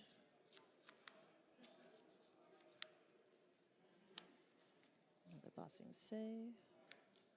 Wow. So you're planning to target that. That is definitely what I would think is a bit of a sign of weakness here. As, you know, like saying go and having consult the star chart, something like that would be a little bit more impactful. But, you know, I mean, if Arch, if they just have a bunch of counter spells in hand and you start just creating a gigantic creature that could do some stuff, but... Okay. One Shitong back again. Draw 1. Yeah. Has 3 counters. This is on the end step, so Arch is not at risk of dying at this point. And that gets around to absolutely every 1 mana blue counter spell that you could have. You could, you know, Web Sling Spider Sense to counter that ability, but Spell Snare as well as Spell Pierce not going to do anything there. And we've seen a lot Spell more. Snare work on it? It's a 2-mana spell. No, because you are playing X as well, so you increase. Oh, you increase the mana value there. Gotcha.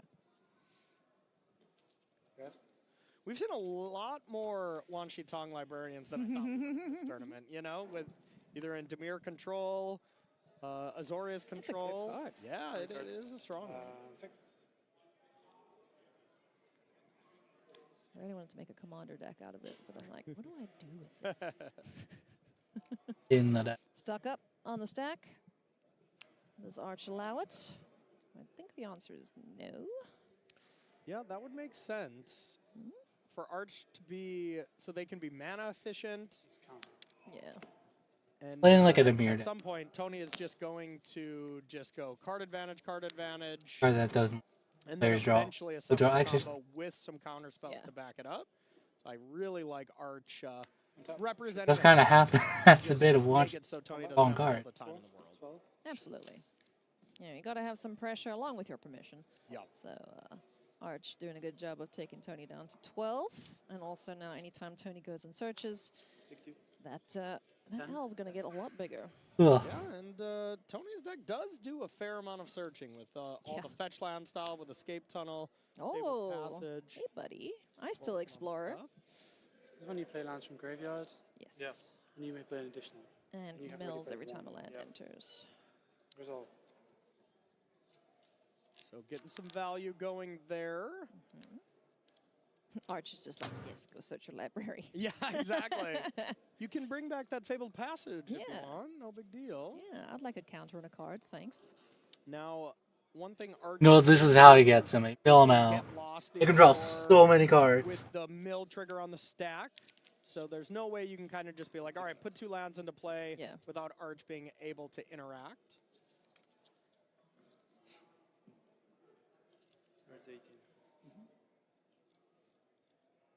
Well, having the blue aspect to this combo deck certainly gives the Teamer Harmonizer list a lot more play in the game. Yeah, it does seem kind of like some of the remnants of the Teamer Otter deck that we saw, you know, at the World Championship. That deck kind of fell off pretty quick. But, you know, the original Teamer Otter deck, can you guess which team created that one? Was it Sanctum of All? It sure was. Yeah, they've created a lot of spice. Was it Ray J? Almost assuredly, It yes. sure was. Get lost. Goodbye. Little Ice Tool Explorer. Couple map tokens. Looks like that was. Watch the rest of this match. stack for a Assuming there's not another one. Maybe not. Oh, so the land. I don't is actually played in know. the graveyard, though? Yeah, it looks like it. Maybe I just missed the mill underneath the ice till. Maybe, yeah. Oof, down to 6 now. Yeah, and This little fish is going to get feisty, too. Yeah, this is Ooh. exactly where Arch wants to be. Just have a gigantic creature represent the clock. And as far as removal goes for Wan Shitong, you know, we kind of discarded the one card that you get to deal with it, that Thunder Magic. Thunder Magic, yeah. Basically immediately. No bounce spells. Seer. Yeah. There's 3 in the main. Rhea got a mana. Probably sided out. And a vault. Would be my guess. But you never Into know. Mox Amber to do so. And now Arch's hand, they just are stocked up. There's a Yeah, they've couple still got consult to start. they've still got 2 get lost. Yeah. So basically anything that hits the board is going to die. Yeah. At least from Tony's side of things. But, you know, this is the type of deck you can just never count out. Like, I mean, in the last match, we saw, you know, Boros, we could safely assume there was no coming back because you're trying to win with chunks of 4 and stuff. But with this deck, when you can just win out of nowhere, have the Harmonizer, have 2 spell snares for 2 get lost, and a full bore, well, it's probably over. The Boros deck is fair magic. This one definitely goes over the top. It wants to do some unfair things. All right, Harmonizer on the stack. Oh. A card that I never feel safe Oh. when I play. It's such a terrifying card. Can you imagine if he had like a fling effect or something as well? Yeah, If yeah, Arch no is just kidding. like, yeah, sure, you can do all that. It becomes enormous, go to kill it, and then boom, Yeah, chuck it yeah, at your face. no That would be kidding. funny. 1 red or 1 blue being tapped. I would assume we're attempting to go full bore. But if that was the case and there's only 1 blue available, I would think it'd be a little difficult. Okay, all right. 2nd blue would make it possible at least. So you target Trigger on the itself. stack. And then full bore. So hold on, you target itself. and it gets, in response to the trigger. Yes. Cast that in response to the trigger. So that will full bore, it'll be bigger, and then it'll double to be a larger creature. Yeah, so in response to the trigger. So it becomes 14 pepper. And yep, just didn't even have 1 spell to protect from it. But Tony's like, you know what? Tony went for it. I gotta try. Yeah, gotta make him have it, and Arch had it. Yeah, absolutely. So we get a game 3.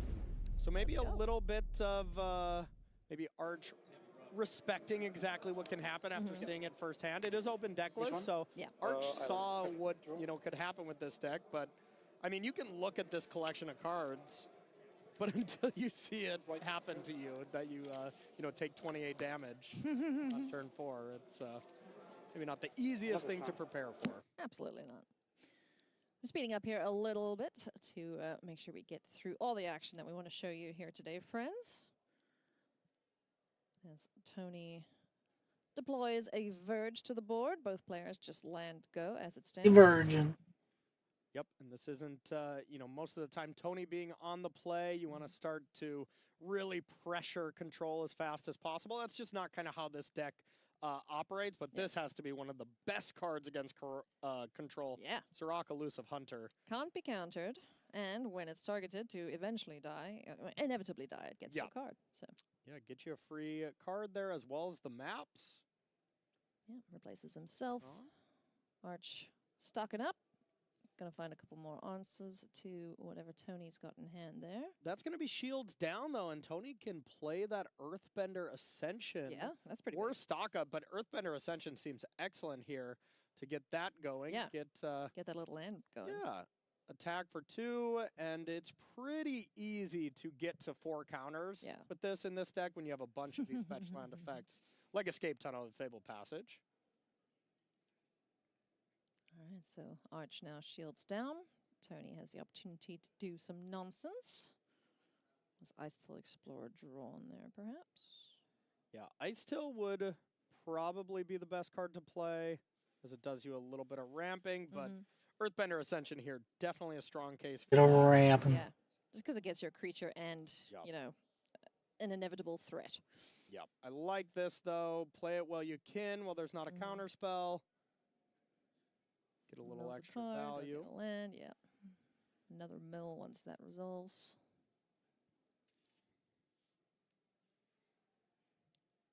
Oh, don't forget your mill.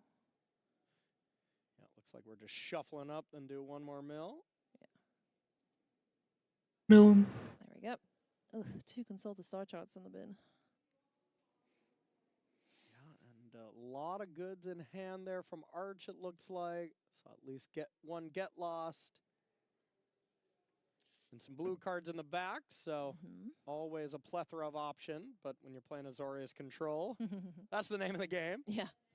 Ice Till Explorer did its job and got dead. So now 4 map Look at tokens this on thing. Tony's side of things. 2 mana left open for Arch. Can't be feeling too safe to do any comboing right now. Yep. And let's see. Earthbender Ascension, full bore. Looks like a consult maybe in hand there too. Yeah, unless that card in the way back is a Harmonizer. That's Fabled Passage. Okay, yep. Yeah, the Engen Katara one. So not looking to be winning the game this turn, but even just Earthbender Ascension, having Spell Snare as a backup, start using these maps to crank up this land's power. Yeah. Even that looks pretty solid. Yeah, like we saw Arch do in game 2. Just get some pressure on the board and eventually your opponent's life total runs out. Yeah, but playing the land first would lead me to believe... I mean, here you just want to play around No More Lies, so that makes sense. Yeah.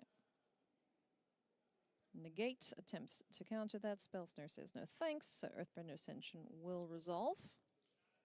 Yeah, and Spell Snare, a card that really, really helps out this Teamer Harmonizer deck. Being able to push your way through a plethora of 2-drops, and most of the best interactive cards are 2-drops. They're, counter spells, they're removal spells like Get Lost, so I imagine that is a really nice one here. Yeah. For Tony and the rest of the players playing Teamer Harmonizer. So we'll play the get this to 4 counters game.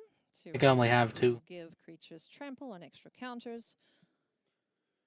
Yeah, definitely not the main thing that we're trying to Oh, no. Like the, mono green landfall decks or Celestia landfall decks. That is, basically the best card in those decks. For sure. This is just a solid role player, this combo deck. It's another way to get extra lands and to make your land drops count, especially when you don't have the opportunity to go for the combo. Yep. Because your Azorius control 9 is hours old. saying no. Yeah, or if you just don't have full bore and you need trample, that kind of stuff can really come up as well with a Harmonizer. Cracking some more maps. Let's see what the top of the deck has. More lands. Would you look at that? So this is the one thing that Arch is very much lacking so far is just the pressure. So you just have to go draw go, and you're not playing Consult the Star charts. You're not playing something aggressive like Wan Shi Tong. That can be trouble, but that being said, I do see a Wan Shi Tong in hand for Arch Dota. Yeah. Bird. And then a couple no more lines, bird. as well as a Tidebinder, I believe. Yes. Tidebinder, no more lies, and Wan Shi Tong. Yeah, that's brutal because, you know, we kind of thought about it. Do you want to counter this stock up? And you really can't. There's 2 colorless lands, so you can't even double no more lies. And a stock up, the first 2 cards we saw, both stock up. So I think it's very fair to say that Tony is stocked up. Certainly prepared for this endeavor. To be, in fact, Round 8 stocking up. Pro Tour. Whatever, so. Jeez, has he hit a land every single time? Seems like it. And hey, I mean, that's kind of what you actually do want to do. Sure, you know, fine. Then you're just, you know, not drawing moly. those. So I think this is going to be the big test. If Arch goes for this, does Tony have an answer? Or, you know, is Wan Shi Tong going to be able to draw some cards and actually present a reasonable clock here? Okay. Well, 4/4 Bird Spirit. Now able to get in the way of this land that just hasn't gotten lucky off of these explore triggers. And Tony did leave open this 3 mana you know, on purpose, so there's got to be some kind of interaction here. And it has to be about the best draw there for Arch. What'd they find? Stock up. Oh, stock up. Cool. Otherwise, it was just the No More Lies and a Get Lost, I believe, before this turn. So solid draw. But now this feels like the turn.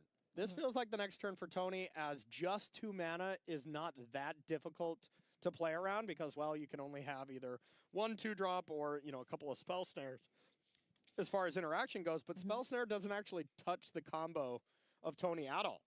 Doesn't hit full bore, doesn't hit Harmonizer. So this feels like the big turn. Big. Might be going for it. 3 mana tap chair from Tony Portalon. Stocking up first and foremost. Just going to try and shore things up here a little bit better. And that's the big problem here too. This could be bait. Yeah. You know, because you can still win the game from Tony's perspective by tapping the 4 lands that are not Earthbent to Warp Harmonizer, full bore, and Fabled Passage, and the game's over. All right. Arch is quite happy to let that resolve. There's full bore, a couple of lands. Nice Fabled Passage. I bet Tony's happy to see. Yep, so that was 4 lands and full bore, and I think we already had a full bore in hand, so unlikely that that was the stack of 5 cards that ends the game this turn. No More Lies, just waiting to interrupt.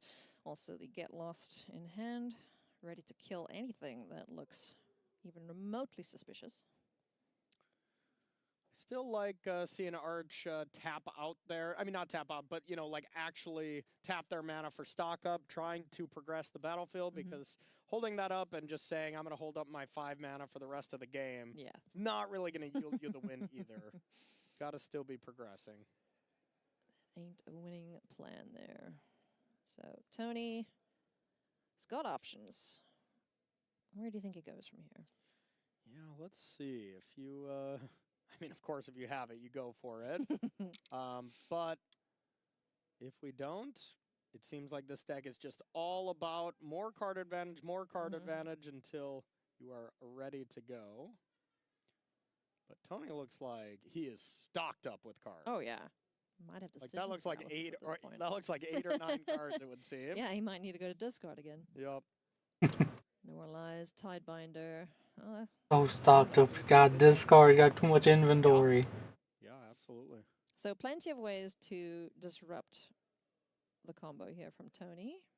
He's having a big think before he plays this land. Yeah, huge moment for these 2 players. Really deciding who's going to be at pod 1 here. Yeah. For this draft. X and 1, they're almost always at pod 1. A couple X and 2s sometimes sneak in, depending on the size of the Pro Tour.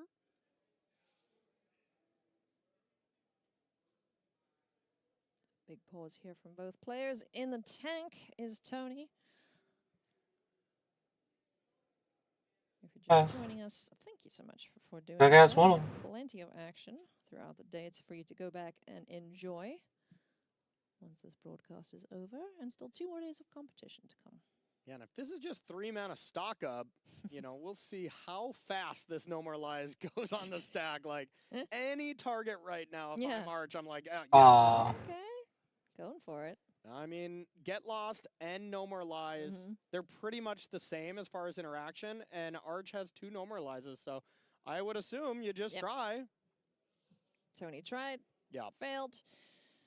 Is just left with a 2/2 on board up against this 4/4 bird. But notice how Tony, you know, held the land. Oh, it felt like that. Another one on top. You know, Tony wanted that to happen. Okay. Otherwise, you just play the land on tap, and then, you know, the No More Lies isn't as effective. I guess, no, okay, the flip side is, if the Harmonizer does resolve, you want the Fabled Passage to actually combo, so. Yeah, makes sense. In case Arch has nothing to do, then let's try and kill them as quick as possible. Another Mightform Harmonizer revealed off the top of the library there, courtesy of the map token. Yeah, this is really nice. The Demolition Field right now can make it so you are not going to draw that Harmonizer. Yeah, that's true. This is a forced shuffle, right? Yep, absolutely. And with how fast Tony, you know, put that back on top, you got to think that could be important. Demolition. Oh, it is a May search. Oh, it is a May? Wow, okay, okay. Aw. So he doesn't want to go find the land then, maybe? Yeah, looks like it. We're just going to leave Mightform Harmonizer on top. I think there's been a couple different iterations of those lands. Some force you to search. I believe Field of Ruin, I think, was a force. Yeah, and also not searching keeps Wan Shitong at a manageable. I forgot one. She has vigilance That is a too. really great point. Got any Seers left in there, Tony? Yeah, Wan Shitong really would love if that land forced you to search. So now Arch having 2 spells essentially available, and there might have been a spell snare as well, and that feels like enough interaction from this Harmonizer, probably. And that is spell snare in the back, so. No More Lies. Snaps it off. What does Tony have in response? You paying for it? Yep. Cool. And now, if there's a spell snare plus full Really board, throw them both down. Double No More Lies. That'll do It's it. kind of have to with it. And now that's 2 Harmonizers gone. How many are in the deck? I assume Soulful. Yeah, I would assume all 4. Yep, there is 4 of them, and you know, this deck does not have the best plan B as far as chip damage.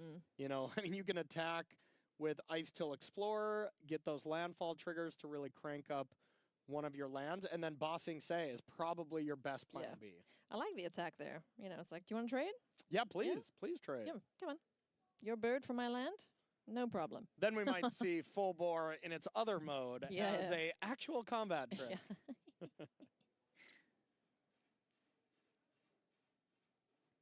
It's silly. Yeah, what an interesting card. Because there's 2 in hand now, right? I for sure saw one. I'm not 100% about the other, but that would make sense to me. 6 extra damage. I think this is only seen play because monsters. Earthbend on that. Oh, Archdota really trying to close this game out. That is putting Tony down to 6, so that's a 2-turn clock. Now it's all up to Tony to have it next turn. This kind of chip shot Bossing Say, you know. Like he might have enough power here, honestly. With Yeah. with Earthbender, with Trample, and the 2 full bores, I think he's got 2 in hand. Yeah, maybe. 6, 10, 11, 12, 13. Ah. Okay, he'd be shot. Yeah, it would feel tough. It would feel tough, but if the bird didn't block and there was, double landfall triggers. So remember, the one thing about Ice Till Explorer is every time you Fabled Passage, sure, you're going up 2 as far as power goes with Earthbender Ascension, but you're actually kind of only going up 1 because Wang Shitong will get a little larger each time. True. So basically, you want to just bring back Steam Vents. Yeah. Just you any know, land. and Verge. Just any land that doesn't actually search, as it's the same amount of technical power, except your opponent doesn't get to draw extra cards. Yeah.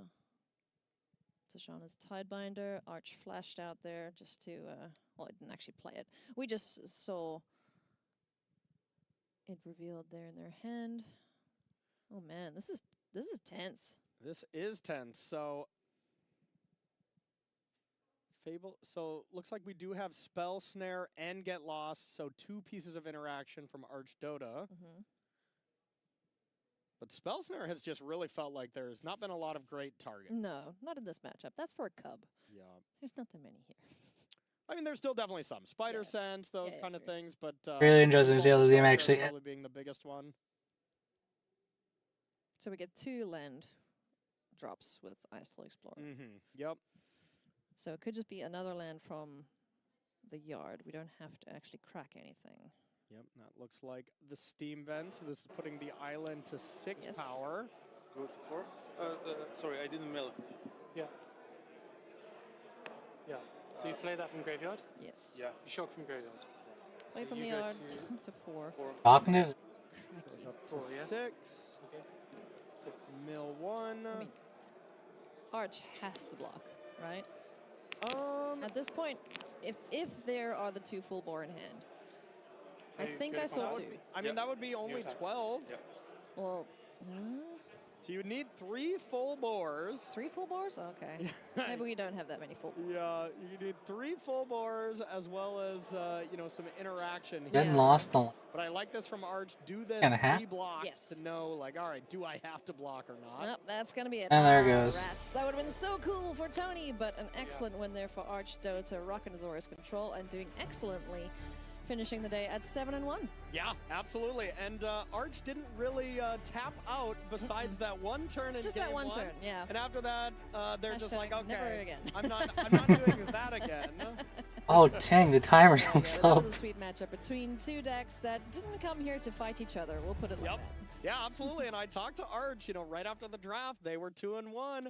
And I was like, well, how do you like control? That's usually not something that's the most common thing to play at a Pro Tour. And Arch was just like, well, I don't feel that confident with it. I don't want draws, those kind of things. But I think my deck is busted, was the quote. And turns out, after a nice 5-0 at the Pro Tour, Arch Dota might be right. Well, let's see what Arch can do with that results going into tomorrow. But to wrap it up for today, friends, we're going to say adios for now. The desk is Okay, this was the last game. Hi, thank you so much. It's the end of day 1 of competition. Welcome Oh to the man, those were some games. Cedric Phillips here with you to round out day 1 of competition. So let's check out our leaderboard and find out what's happened after 8 rounds of competition. 1 player remains undefeated left in the room. That is Marco Balacca of Italy, pacing the field at 8-0. By the way, the top 5 players here that you see on your screen all are I got more done than I thought I would, and I have to watch the Pro Tour. fantastic place. You also see here your first 2 That's always fun. pods of tomorrow morning. So these are going to be stacked pods when the players show up here tomorrow. Congratulations to all these players on a terrific start to the tournament, Cedric. I don't know. I'm gonna be. Not so bad. Kenyuka Hero, hello. Love to see Kenneth 6 into our rating. Yeah, I don't know. That's going to be a draft pod number 3. That's a good one. Either Monday or Daniel Gutschel, excuse me, and Carl Sarop among those names. And then draft pod number 4. Sunday if I play Magic. I don't know. Eli Cassis, Mason Buadana. Oh, I don't know why this is not. is that, how do you Wait. Yassif? What is that? Oh, that's just Gabriel Nassif. Ah, that's it. Oh, first day 2, I think. that one. Yeah, Not I bad. think so. Not bad. We might be seeing more of him. We'll find out. That's pod 4. There's a look at our leaderboard, but what about the deck list that you've got your